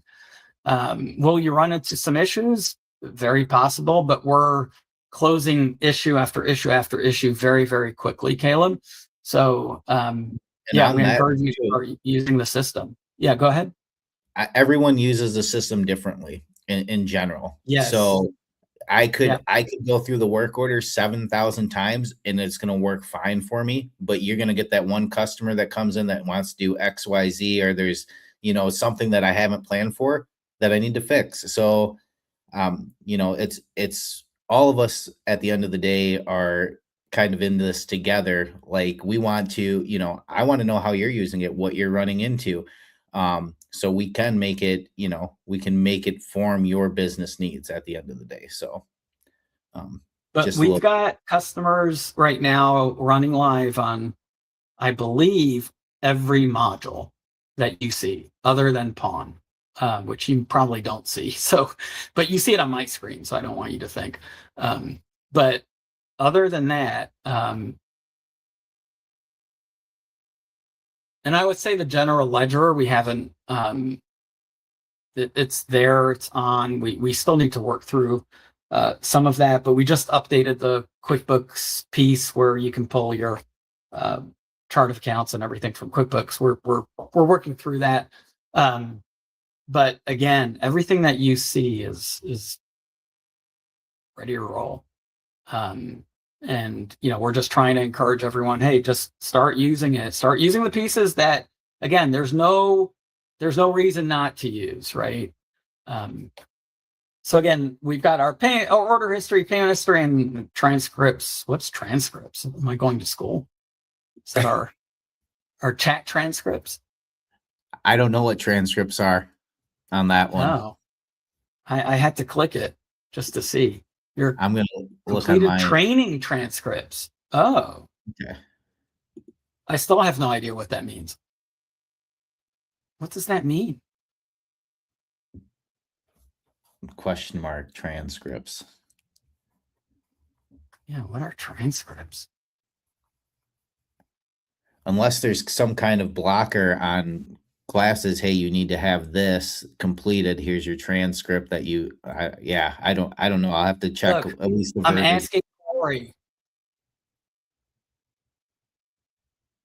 What did it say? Do bookings have their own conversation mechanism? No, it's just any communication, whether it's email, chat, or calls, is what transcript shows. That's cool. Hey, I'm Corey. What can I help with? Oh, hey, Corey. Corey, tell us what transcripts are and how do I access them? Okay, I'm looking that up for you now. Please give me just a moment.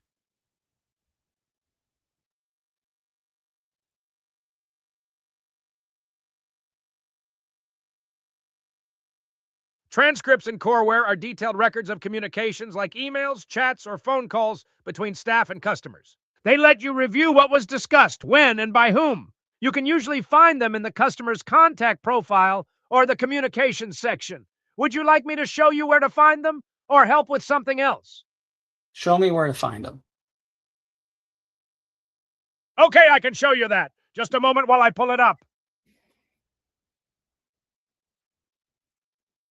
To find transcripts, you can go to your contacts list and select a customer to view their communications log. Or you can try the communications section under service settings for broader logs.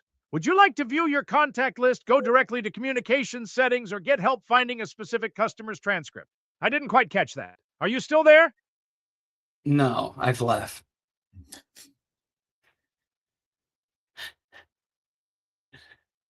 Well, that's cool. Did he take you seriously?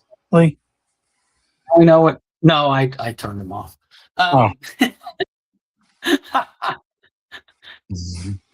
Yes, the transcripts from a customer standpoint is just seeing all of their communication, right, with you, whether it's emails, whether it's chats, and then you can see your communications with the customer in the contacts module. So yeah, so that's pretty cool.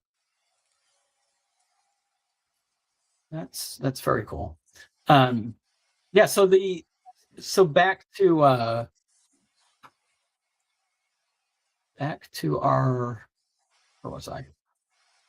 where was I? Okay, right here.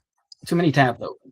So yeah, so that's pretty powerful. Again, it's goes so much deeper and for your customers to really know, what's going on their account. And you can choose which of these to show, right? If you don't do bookings, you wouldn't have that menu option. So all of that's customizable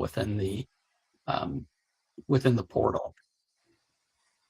So who knows the answer to this? Where do you kind of modify the portal?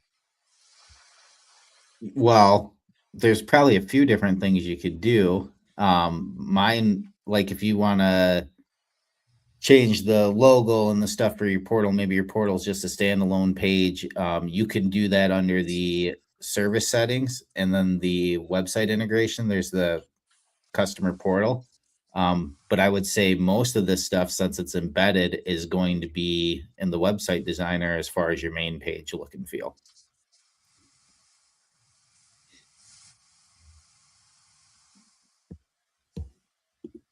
In the website. So again, that it's a legit question that I have. So you can set up and manage the customer portal under service settings, which is exactly what you said, specifically at portal. Okay. So let's see if it actually takes me there. And it's pulling up. There we go. Heck yeah, right there. So you also have cool the navigation to turn on what you want to see there on there. Obviously, there's some other settings for V2 that I need to add, but your appearance, login page icon, what you want for the title, your subtitle, etc. Sweet. All right. Well, that was cool. That was our venture into our portals. Real important. These are the notifications that come up, right? So that's your bell icon, whether it's a request comes in, my marketing campaign was done. This was a month ago. My image was ready. Number 23. Who wore number 23? Yo, that. The GOAT. Yeah, the GOAT himself. Sorry, LeBron fans, it's true. Tom Brady. All right, and then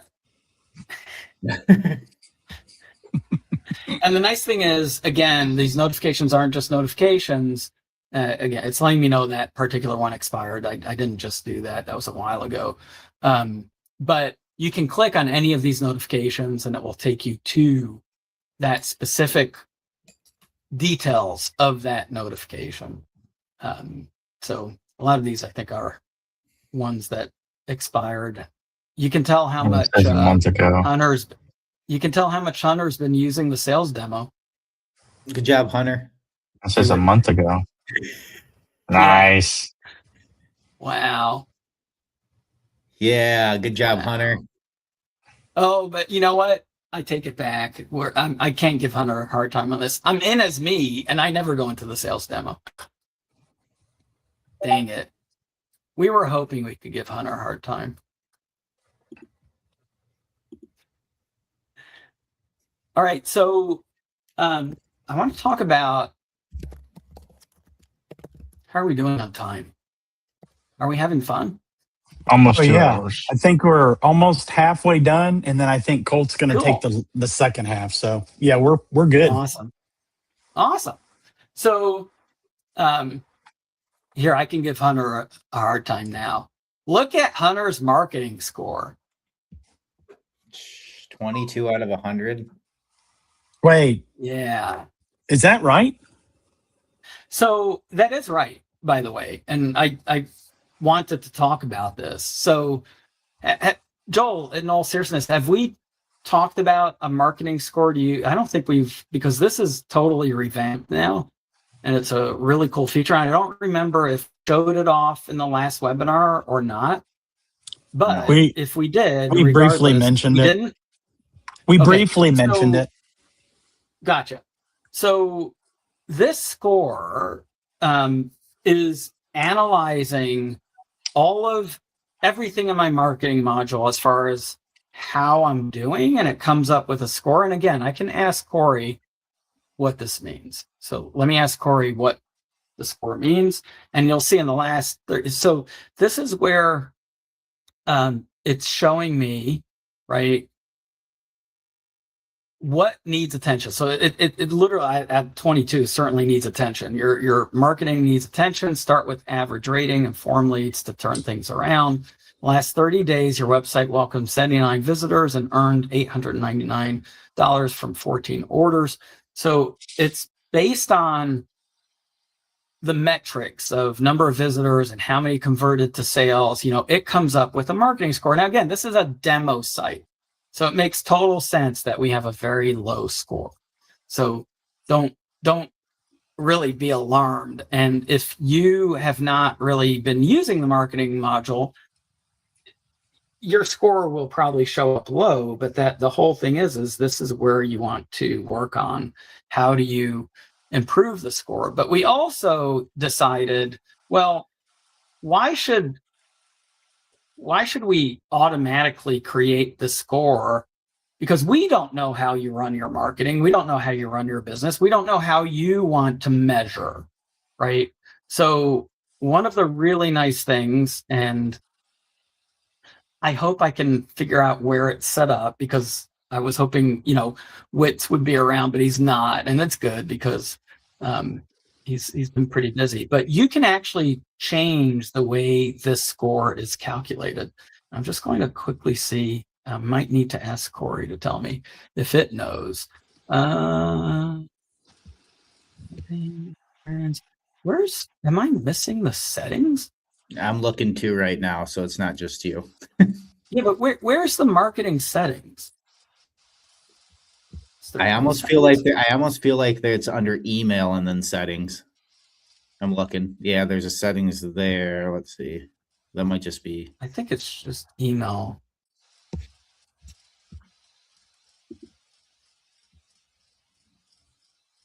Yeah, and I forgot to. Did you ask Corey? No, I did not. I'm looking right now. I could. Hold on. Oh, it's. Nope, that's not it either. Huh. Maybe it's website. No, I don't think it's on the website. Oh, man. Here. Configure marketing scores and under analytics. Oh. There you go. Thank you, That Joel. would make sense. That does make sense. So did Corey answer that? Oh, no, I just clicked on it. Oh, you just clicked on it. Wow. All right. So this is really, really cool, right? Because Coreware is a great example of, we don't measure our marketing success based on number of visitors versus how many converted, right? Because we get a ton of visitors, right? But our website doesn't necessarily sell products. We sell subscriptions to software, and really it's done on more of a, we usually talk to the prospect first. So you can change how you measure, right, the score. So for example, how important is website visitors to you, and what kind of target are you looking for? Well, I'm on a demo site, so I'm just going to say 20 a month is probably a good goal. right? But I'll use it as a goal. Engaged visitors. What does that mean? Engaged visitors are far more likely to buy a book or contact you. So the engaged visitors share of visits where people actually looked around instead of leaving right away. So how important is that? Again, I'll say it's not that important, but for you, it probably is, right? How many placed an online order, right? Well, I think that's pretty important. And I'll do a lower target because actually importance I'll raise, and I'll do a target of, let's say 5, right? So again, this is so powerful. I'm not going to go through every single metric here, but you can decide what metric do you want to use to calculate your marketing score, and what do you consider success? And you can take into account emails, right? You can take into account your reputation, right? New subscriptions, your recurring revenue, all of these things play into how basically you want to calculate your score. So now if I save this score, in theory, I should be going from a 22 to something else. Now, I'm not saying it's going to go way up, but we should see at least that it's recalculating. So let's go back to the dashboard. And I guess I didn't change enough to make it any different. But again, if you play with this, if you're using Coreware and you're using Coreware website module or just emails, I mean, play with it, because this becomes really important, because as time goes along, it gives you a pulse on your marketing, right? And, you know I keep looking at how Coreware is doing. It's based on how many emails we're sending out, how many people are clicking through, and all of that. And you really want to try to do everything you can to change that score, right? So last 9 days is worse. Last 7 days is worse too. But again, my point is this isn't a good demo to use, but it's really interesting. There's another really interesting, I mean, this is one of my favorite analytics that we added, and that's traffic visualization. Oh, let's see. Let me pull up a site that actually has. Bear with me, because I like showing this one.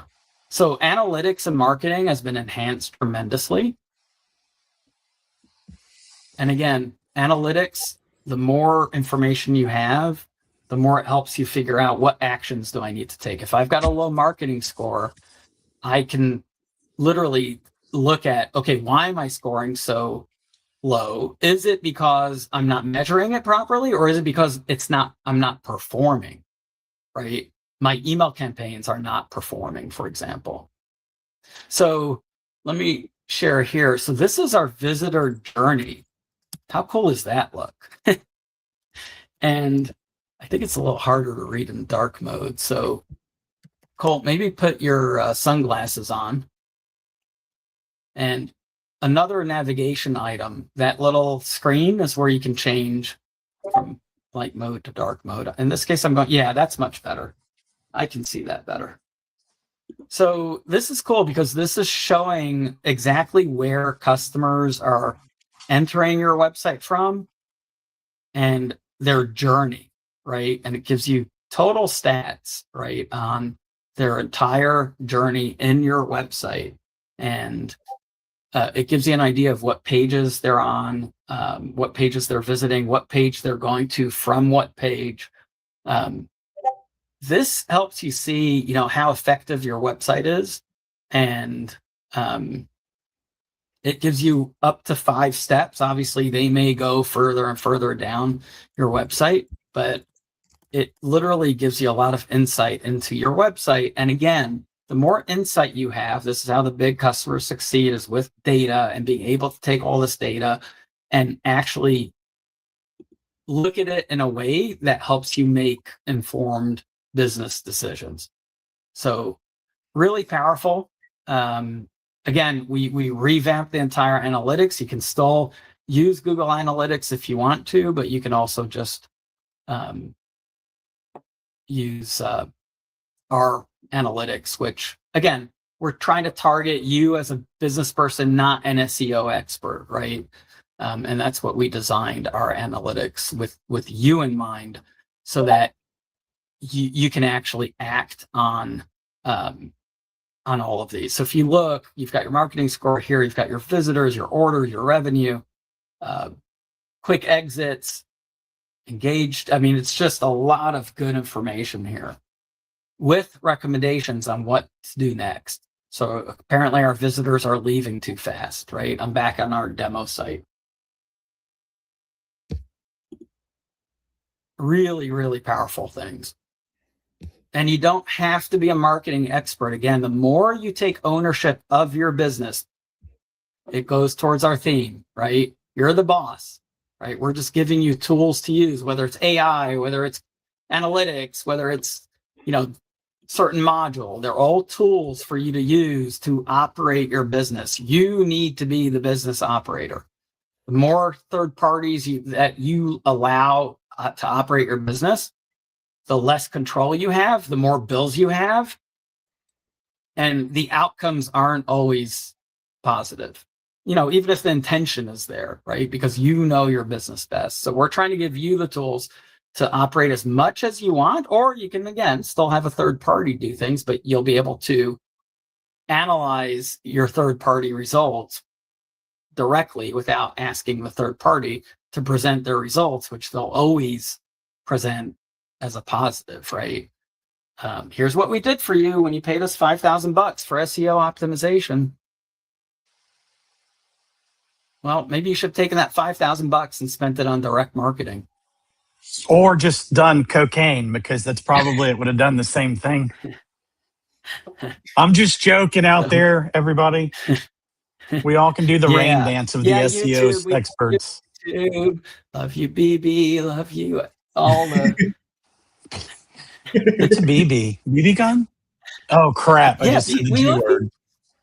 Yeah. Jeez, man. What can I say?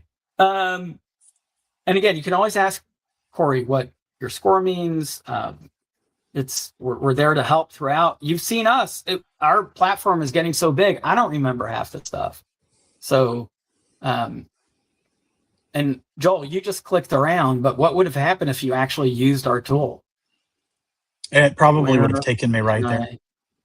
I don't know.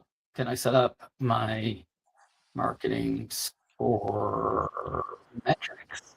I don't know. Oh, it hit a snag. That's why you clicked around. Joel didn't hit a snag. Joel's better than the robots. Robots, take note. When it's time, a lot of you will go before I do. I still think it's my. I don't know. It could be your internet. Oh, yeah, let me ask one more time. Where do I set up the? Just put marketing what's score. What's a good word? Just say marketing score. Don't say metrics. Okay. Set marketing score. Head to the main marketing section. From there, you'll typically find lead scoring and related configuration options. Would you like to take you directly there? Well, that wasn't totally helpful. See if it'll take you directly there. It didn't. No, because it's not correct. So, and my internet is cracking again. Oh my gosh. Okay, so we do have 2 hours in. 2:08. And for those of you who have stayed, happy to announce finally SMS. Oh.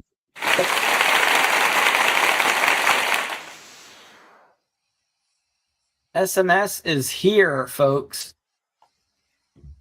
And what does SMS mean? Short message something? Can't remember. I thought. Short message service. Nice.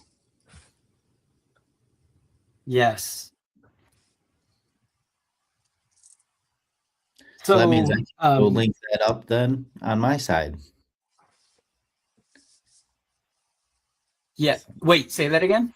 That now I can set up my notifications for SMS, or is this just for marketing? No. Notifications has always been set up. You just maybe don't know about that, but I just don't have it we turned do. on. We already do text messages for notifications using our SES service, but Okay. that's a whole other story. Yeah. That's already that's been wired in. What we're talking about is marketing messaging. So that's certainly Get your approval and all of that stuff for SMS for marketing. SMS for marketing. And I'm trying to show you pricing, but just to walk through, let me go to sales. Yeah. So the nice thing too is this will walk you through the entire what's called A2P, and I am so bad with acronyms. What does A2P stand for? Does anyone 10 DLC, A2P? A2P stands for application to person. I think that's the right. Yeah. It might stand for some other things. Yeah. So again, to do SMS marketing, you have to be approved by the phone carriers. Has nothing to do with the service, the SMS service. This has to do with the big telecoms. They have to approve you. And again, I'm not the greatest with the terminology, but there's also the 10-digit long code, 10DLC. It's an official system in the United States that lets businesses send automated text messages using standard local phone numbers. And the requirements to use a phone number to send out marketing messages is you have to register your brand, and under your brand, meaning under your store, you have to register a campaign. Many of you have already done this. If you're using Corilla, you've done it. I am sorry to say that you'll have to go through it again, but on the good news is we really make it simple. So once you've set up a brand, all you have to do is set up a campaign. So SMS marketing, and we walk you through this entire process. This isn't the 10DLC process. I'm on the actual send SMS process, but let me go back here. Sorry. I jumped ahead. I was excited. Let me go to settings. Okay. So let me just walk through, because you can have multiple brands. So imagine if you've got multiple a range, and you've got another, multiple ranges or multiple stores, you can choose whether you market under one brand or multiple brands, but we do allow you to maintain multiple brands. It literally tells you to send SMS messages, US numbers, using US numbers, you must complete a 10DLC registration, right? So basically, fill in your name, title, email address. I just want to get to the next screen.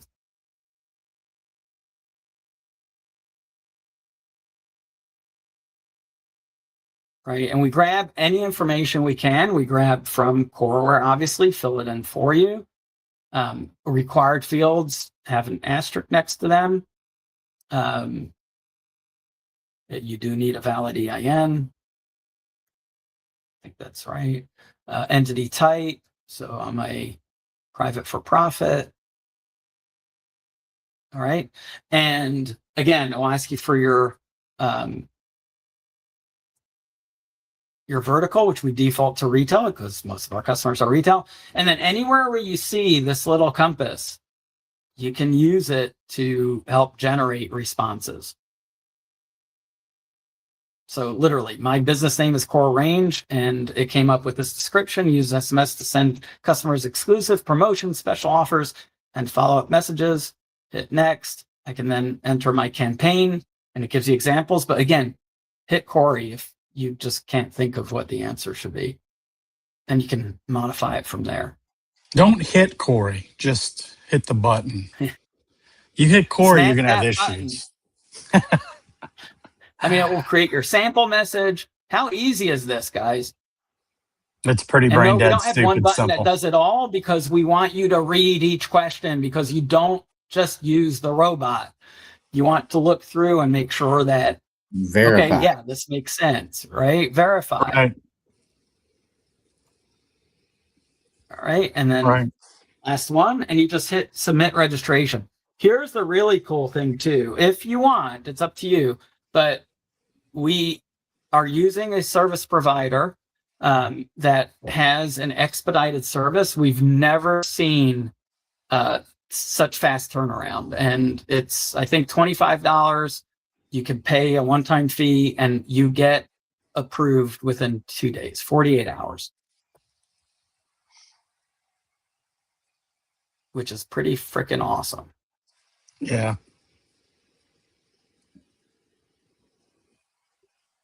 I know how much that process has just caused headaches for people in the past trying to do that themselves. Massive headaches. Massive headaches. Yeah. And it took us a while to figure out who we wanted to really team up with and negotiate, the best pricing that we could. And we are very, very, very happy, because for us, we always try to work our best on behalf of our customers. If you're not seeing, because it might not be, we need to make sure, Cole, make sure you put in a request for Ello to turn on SMS for everyone, because I'm not seeing it everywhere. So it may be rolling out as we speak, but and then we will follow up with everyone as far as you. Again, when you go set it up, you'll see you have 0 credits, and you can buy credits, and it will show you the prices. So I know everyone wants to know prices, so just go to your marketing module. If you don't see the messaging, we'll make sure everyone sees it. It should be turned on for everyone, but perhaps it's not. Then you'll be able to look at pricing. I'm on our demo, so of course my pricing is I get unlimited, but no, it's not unlimited, and you pay per SMS message. There's no way around that. And then once you're ready to create a campaign, you would just create a campaign, right? Some, I don't know, Black Friday. And you can just create a label if you want. It's optional. You can write your message over here. Got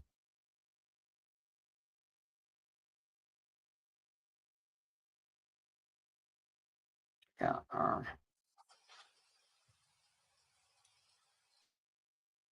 And if I want to do MMS, meaning I want to add an image, I can do that, which again costs you more. This actually shows you as you type how many segments you're using. So you'll notice it shows you a preview of the message. How do you like that, Joel? I like it. Can you explain what a segment is? Yeah, so the way the carriers charge for SMS, it's not by message, it's by segment. A segment is 160 characters. So if I just... So you'll notice I've got 269 characters. So this is going to cost me 2 segments. So let's say, just for the purpose of easy math, if each segment, right, is $0.015, then this message would cost me 3 pennies. Gotcha. Because it's using 2 segments, and we clearly show you. Yeah, that's cool. Yeah. And again, you can choose which audience to send this to, or you can manually enter, which is really cool.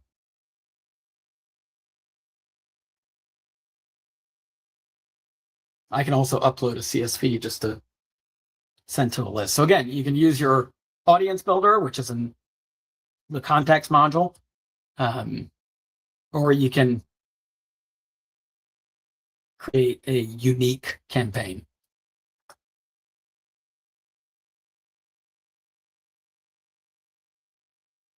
So super, super easy. We'll probably be enhancing some more, but again, it's in there. If you don't see the module, you'll see it by tomorrow. I thought it should be all over the place, but seems like it might not be. So, yep. So that's SMS. Who's excited over SMS? We've talked about it for so long, and I apologize. It took a lot longer than. You know what? I know a lot of people have been waiting for SMS, so yeah. So that really rounds up our whole marketing module. I mean, there's really not much other than us. Again, we always enhance and we always add more, and we do different things, but overall, pretty much completes it.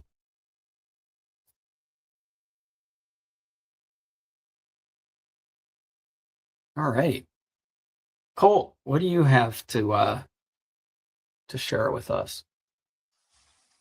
I already shared earlier when we were talking about the note stuff. Oh no, no. Come on, dude. I thought you had like an hours worth of stuff to share. Yeah, but I felt you rushing me, so I wrapped it up pretty quick. I'm so joking.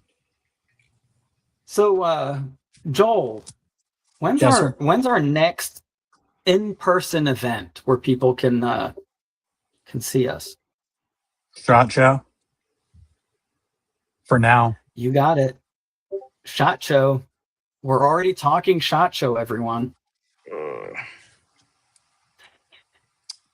We're going to be 6 months away before you know it. Oh, wait. Already are.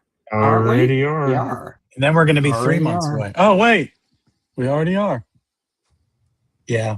This is like, I feel like you age so much faster from July to January every year. Because it just moves so fast. Sure. You feel like you go through a wormhole and you're like, well, dang, what happened to that half a year? It's really sad. Time flies when you're having fun, and time flies when you're not having fun. Time simply flies, especially the older you get. So I was buying time while I did something. So I just want to show everyone, this is where you buy credit. So this is what you'll see. And again, we'll find out. We should have had all of our customers live. So again, if you're not seeing it, you should see it either a little later today or by tomorrow at the latest. I am actually looking to see.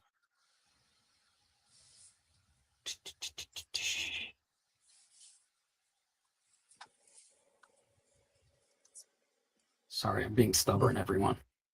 Okay, wasn't that your job to make sure all that's really ready to go? Why are you making your boss do this? Hunter. Oh, wait. Yeah, we can blame Hunter. Hunter? This guy?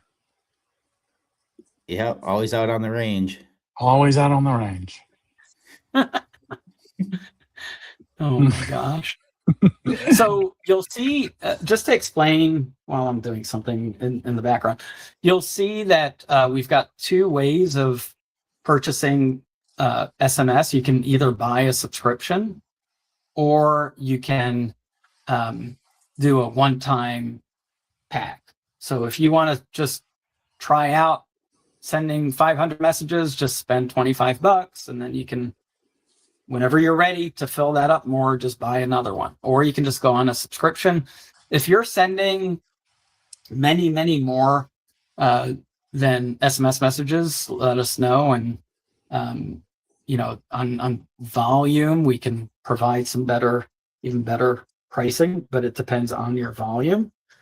Keep in mind, your first reaction might be, well, Ezra, Twilio advertises for 0.08 pennies or something, right? Well, read the fine print, right? There's two aspects, and we try to make things simple, right? So SMS, it's almost like merchant services, right? There's so many layers and so many costs. So SMS is typically charged, and again, check our competition, read the fine print, don't just listen to the marketing.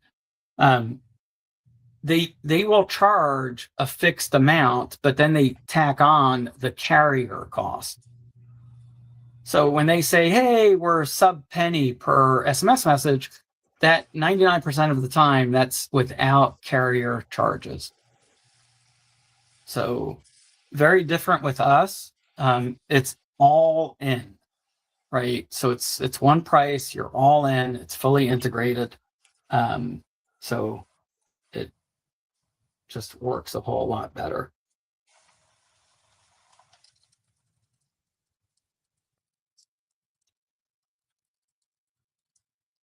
Huh. Sorry, I'm still trying to investigate why our SMS is not turned on for everyone. So hopefully by the end of this webinar, I'm multitasking. So I'm presenting and diagnosing. But hopefully by the time we are finished, maybe we'll have it turned on for everyone. So again, so that's what those subscriptions mean. Again, if you just want to try it out, just get $25 worth. And so one time, obviously we give you a little better price if you're on a recurring, because you know you're sending out X number of messages each month. I'm assuming there's no rollover. I don't know. That's a good question. We'll have to get back to people on that. Okay. I honestly don't know. That's a very good question. Okay, SMS should be turned on for everyone, so you can assign that ticket to me, and I can close it to add to my ticket closure numbers. Send that over to me, Colt. I'll close it. Thank you. Yeah, and our team, I have the most tickets closed by like 3 times over, and yet somehow Oki ends up at the top of the leaderboard. Anybody care Do we to know who explain has that the one? most opens? I think we know what's happening. It's not me, Colt. I'm not with the most opens either. I feel like I have the most opens. I'm at That would least be in the top 5. Oh, meaning Oki. you are the biggest pain in the ass is what you're saying. Yeah, Yeah. Gotcha. because I know I'm over I didn't know what you 200. meant by opens. I thought you meant who has the most open requests. You Oh, meant no. who opened. Yeah. I think you are in the lead. For sure. All right.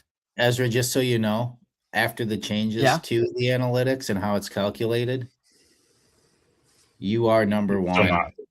Ron is Really? Ronald's number 2. Maybe you should. Maybe you need to share your screen. I'm just kidding. Yes, I'm number 1.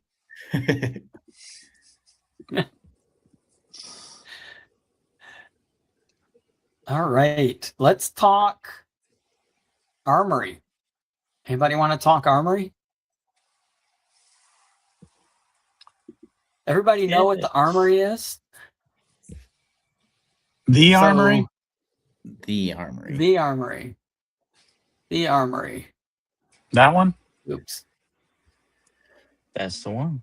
Be right back, guys. No. The Armory. No. Don't you go. No. Keep him on screen. Keep him on screen. I was gonna, but I wouldn't want anybody to do that to me. All right. So the Armory is the engine that's running all of our wholesale integration, right? So it's the armory.io. You can go on the armory.io and register yourself and start using it. You can place orders through it. You can look at distributor inventory. You can go shopping, see who has what and who's has the cheapest price on what item, right? So you can see, for example, this first box of ammo. If I click it, it'll show me everyone who has it in stock and at what prices. And of course, first one listed. You will not see NBS unless you're an NBS member, typically. So just a side note. So yeah, so the Armory is super cool in terms of what you can do with it, but it also is the engine for Coreware. And let me show you how that works. So you don't have to sign up to the Armory directly. All you have to do is go into your FFL module, go into settings, and you'll see the Armory here. You can go to configure it, and you'll see that I'm already connected to the Armory. If I wasn't connected, right, it would walk me through connecting to the Armory. It would search through to see if I'm already in there. If not, it would add me automatically, right? So you don't have to do any work, which is exciting. And let me click on Manage Location, because this is where it gets really cool. So for the Armory, when I go to manage my location, I've got all of the distributors listed. And I can configure the distributor credentials for each one of these. All right, so we've got, what are we up to, Colt? 20? Or close? 18, I guess? 1, 2, 3. Yeah, 18. I think it was 20 now on Yeah, it's this 20. pad. It's 20 at this point. So yeah, 20. It shows me it right at the top. Duh. And you'll notice I've got 16 credentials set. Now, here's something really cool, Colt. I can actually import my credentials right from CoreForce. That's fantastic. And let me show you something that I will point to, because this is how you connect the Coreware to CoreForce for certain things, right? Because I mentioned earlier that you can actually set up your membership, right? We can import all your members into the new membership module, because it is a revamped membership module. But you can also go in, and I think this is the right one. We'll see together. But if I go into my first website, we have various different websites here that we keep playing with in our demo. So let me go and manage this one. And if you go under settings, you'll see there's a CoreForce. Yep. There's a CoreForce tab here where you connect CoreForce to Coreware. And it's just going to ask you to log in, and it will do the rest for you. You don't need any information. I would disconnect and reconnect, but I don't want to run the risk of breaking the connection at this point. But again, if you go, let me go to a different website, and I'll just show you what it does. So I'll just go to this one, which is not connected. You go settings, CoreForce. Oh, this one is connected too. I lied. Oh, because it's based on the location, I bet. So anyway, when you click, you can do it yourselves and hit connect, and you'll see exactly what it does. Actually, let me see if I have it. I think I can show it on another site real quick, just so you see the experience. Because I'm stubborn. This is why the webinars last so long. All right, so let me share my other tab. This is in light mode, sorry, Colt. So I can click enable CoreForce for any site, and then it will just, you just would put in your login information. Nice. Very simple. Yeah. Yeah. Well, I don't know why you have to put in your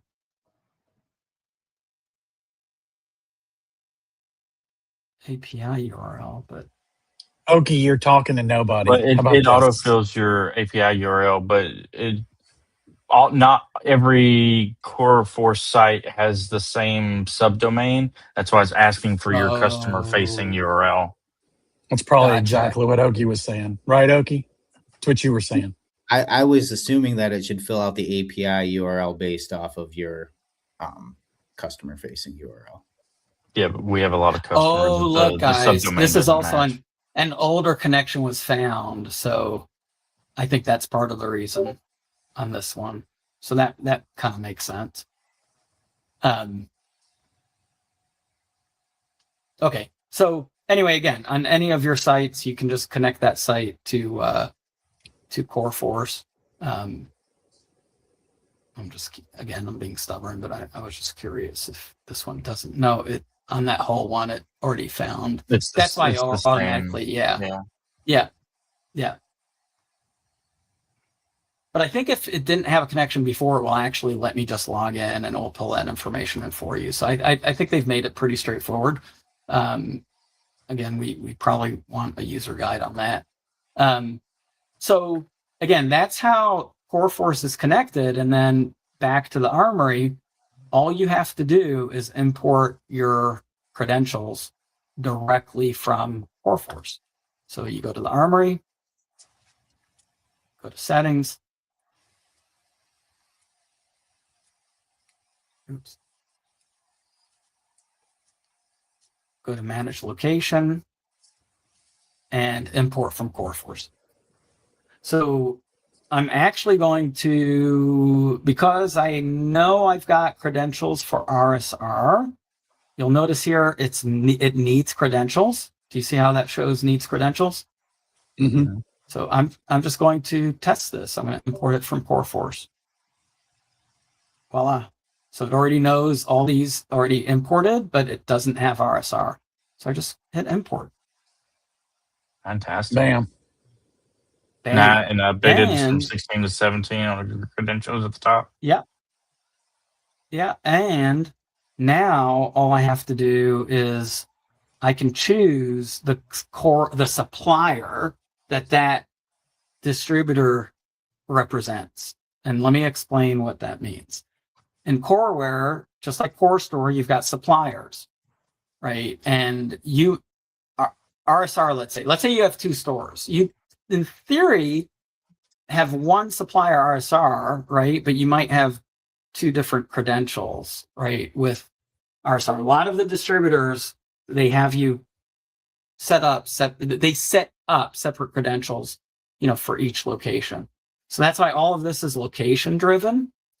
If it's all the same credentials, then just all you have to do is import them twice. But you'll notice that now I'm ready, and what I can do is I can change the supplier. So again, the supplier is the entity that you've set up, your contact that you've set up as a supplier in Coreware, right? So I can literally change it to something else if I've got, a different supplier that I want to connect it to. Or I can unlink it, right? So you'll notice for Sport South, my supplier is Sport South. For Coreware, for RSR, it's RSR. And then you'll see a bunch that are not linked, right? So Hicks, right? So I know I want to link a supplier. I don't have one, so just create a new supplier, Hicks Inc., and I can put in their FFL information, right? So again, this is a one-time setup. Very straightforward. You may already have all these suppliers anyway, so you just have to make sure you choose the right supplier to connect to the right wholesale.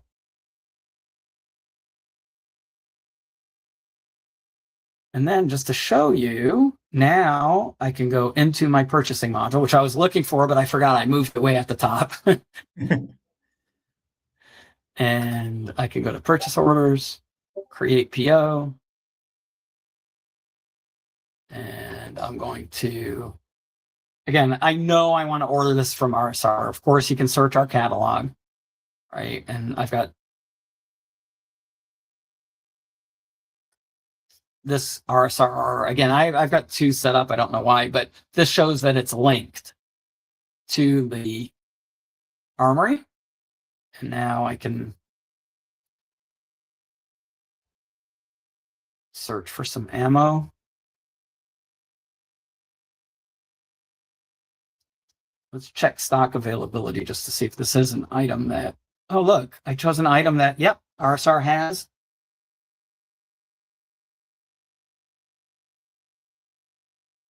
So at this point, I can, what does that do? Oh, no. I don't want to do it here. Let me create this PO.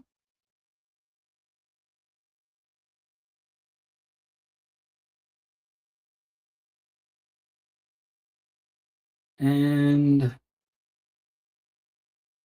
this should let me, no, this should let me transmit it. Yep, send it. Because we don't want to do that automatically. Did I not put in a cost?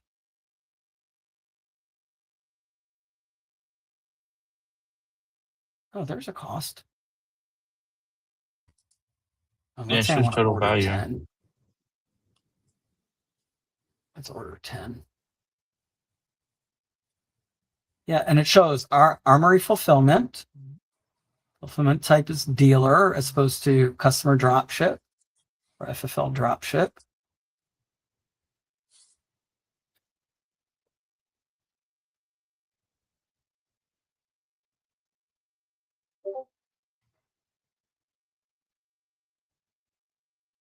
Oh, Josh, you know what? I'm having that same scroll issue.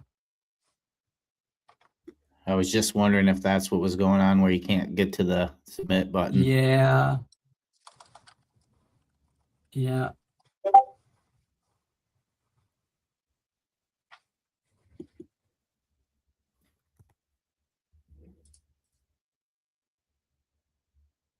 Let me go back.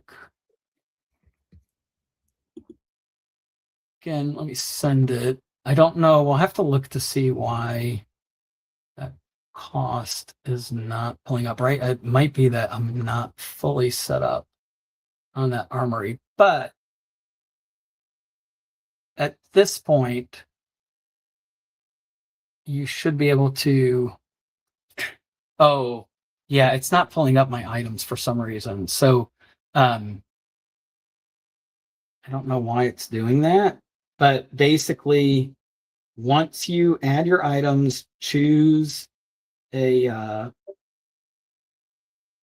actual vendor that's set up in a supplier that's set up in the Armory, you should be able to transmit that order directly to, and that will go through the Armory, but it literally, you don't have to go into the Armory, right? So again, the Armory is just the conduit, and it will send it straight through to RSR, and then it will update it as soon as we get confirmation. So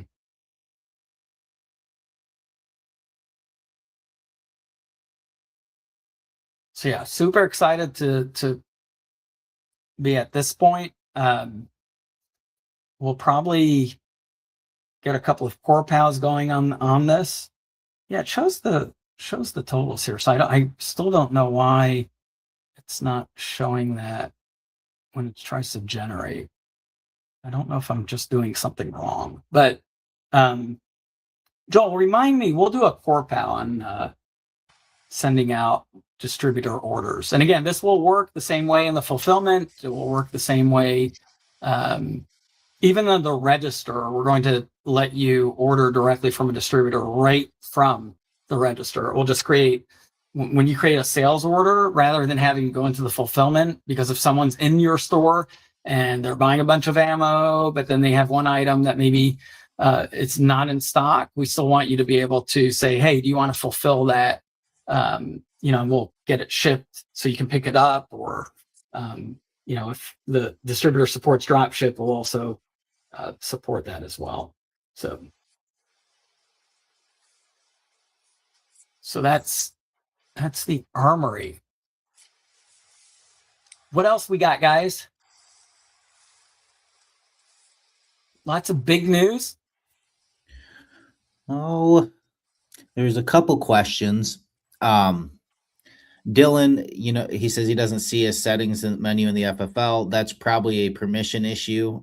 Your admin will just have to give you permission to see the settings in the FFL. He should be the admin, I'm pretty sure. Okay. We'll have to get that figured out.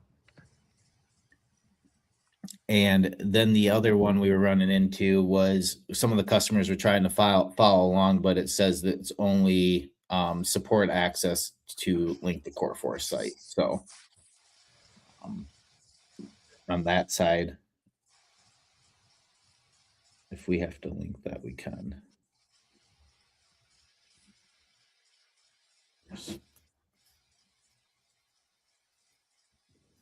Okay, you are admin, Dylan. Okay, we'll take a look at that for you.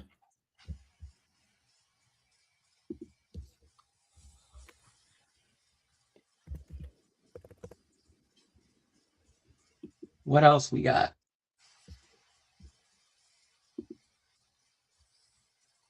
So we hit purchasing, we hit sales.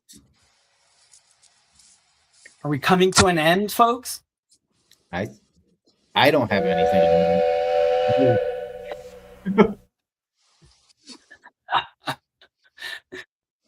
I like that. Joel, can you take us out with like some better music? I cannot handle a teenage bebop song. Nope, not doing it. Hey, let's go back to our old school that we all miss. Is it the good one? Yours and my we want favorite the song. good one. Yes, the nonsense one. I love that one. Zigzag Core. Yep. Are we ready for some Zigzag Core? Let's do it. Oh, real quick. We will not have a webinar next week, but we will aim for a webinar the week after. So Joel, choose a date.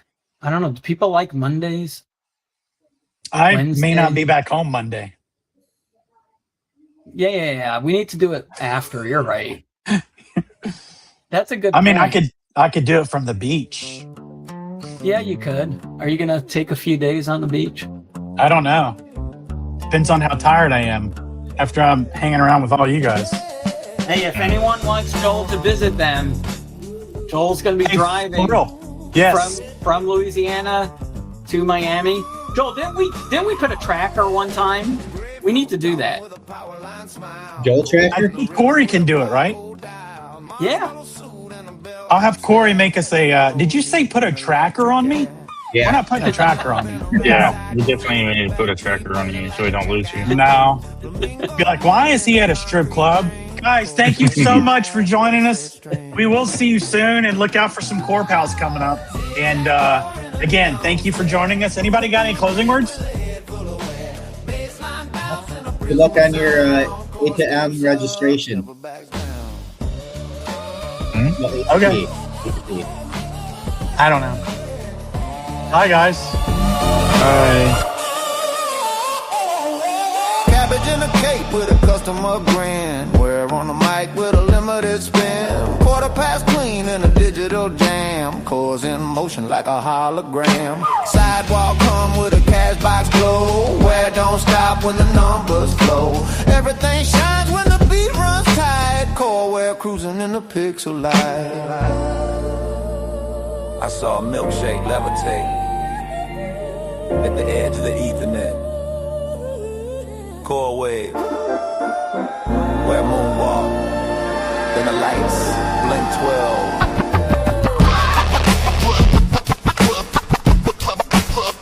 Forever.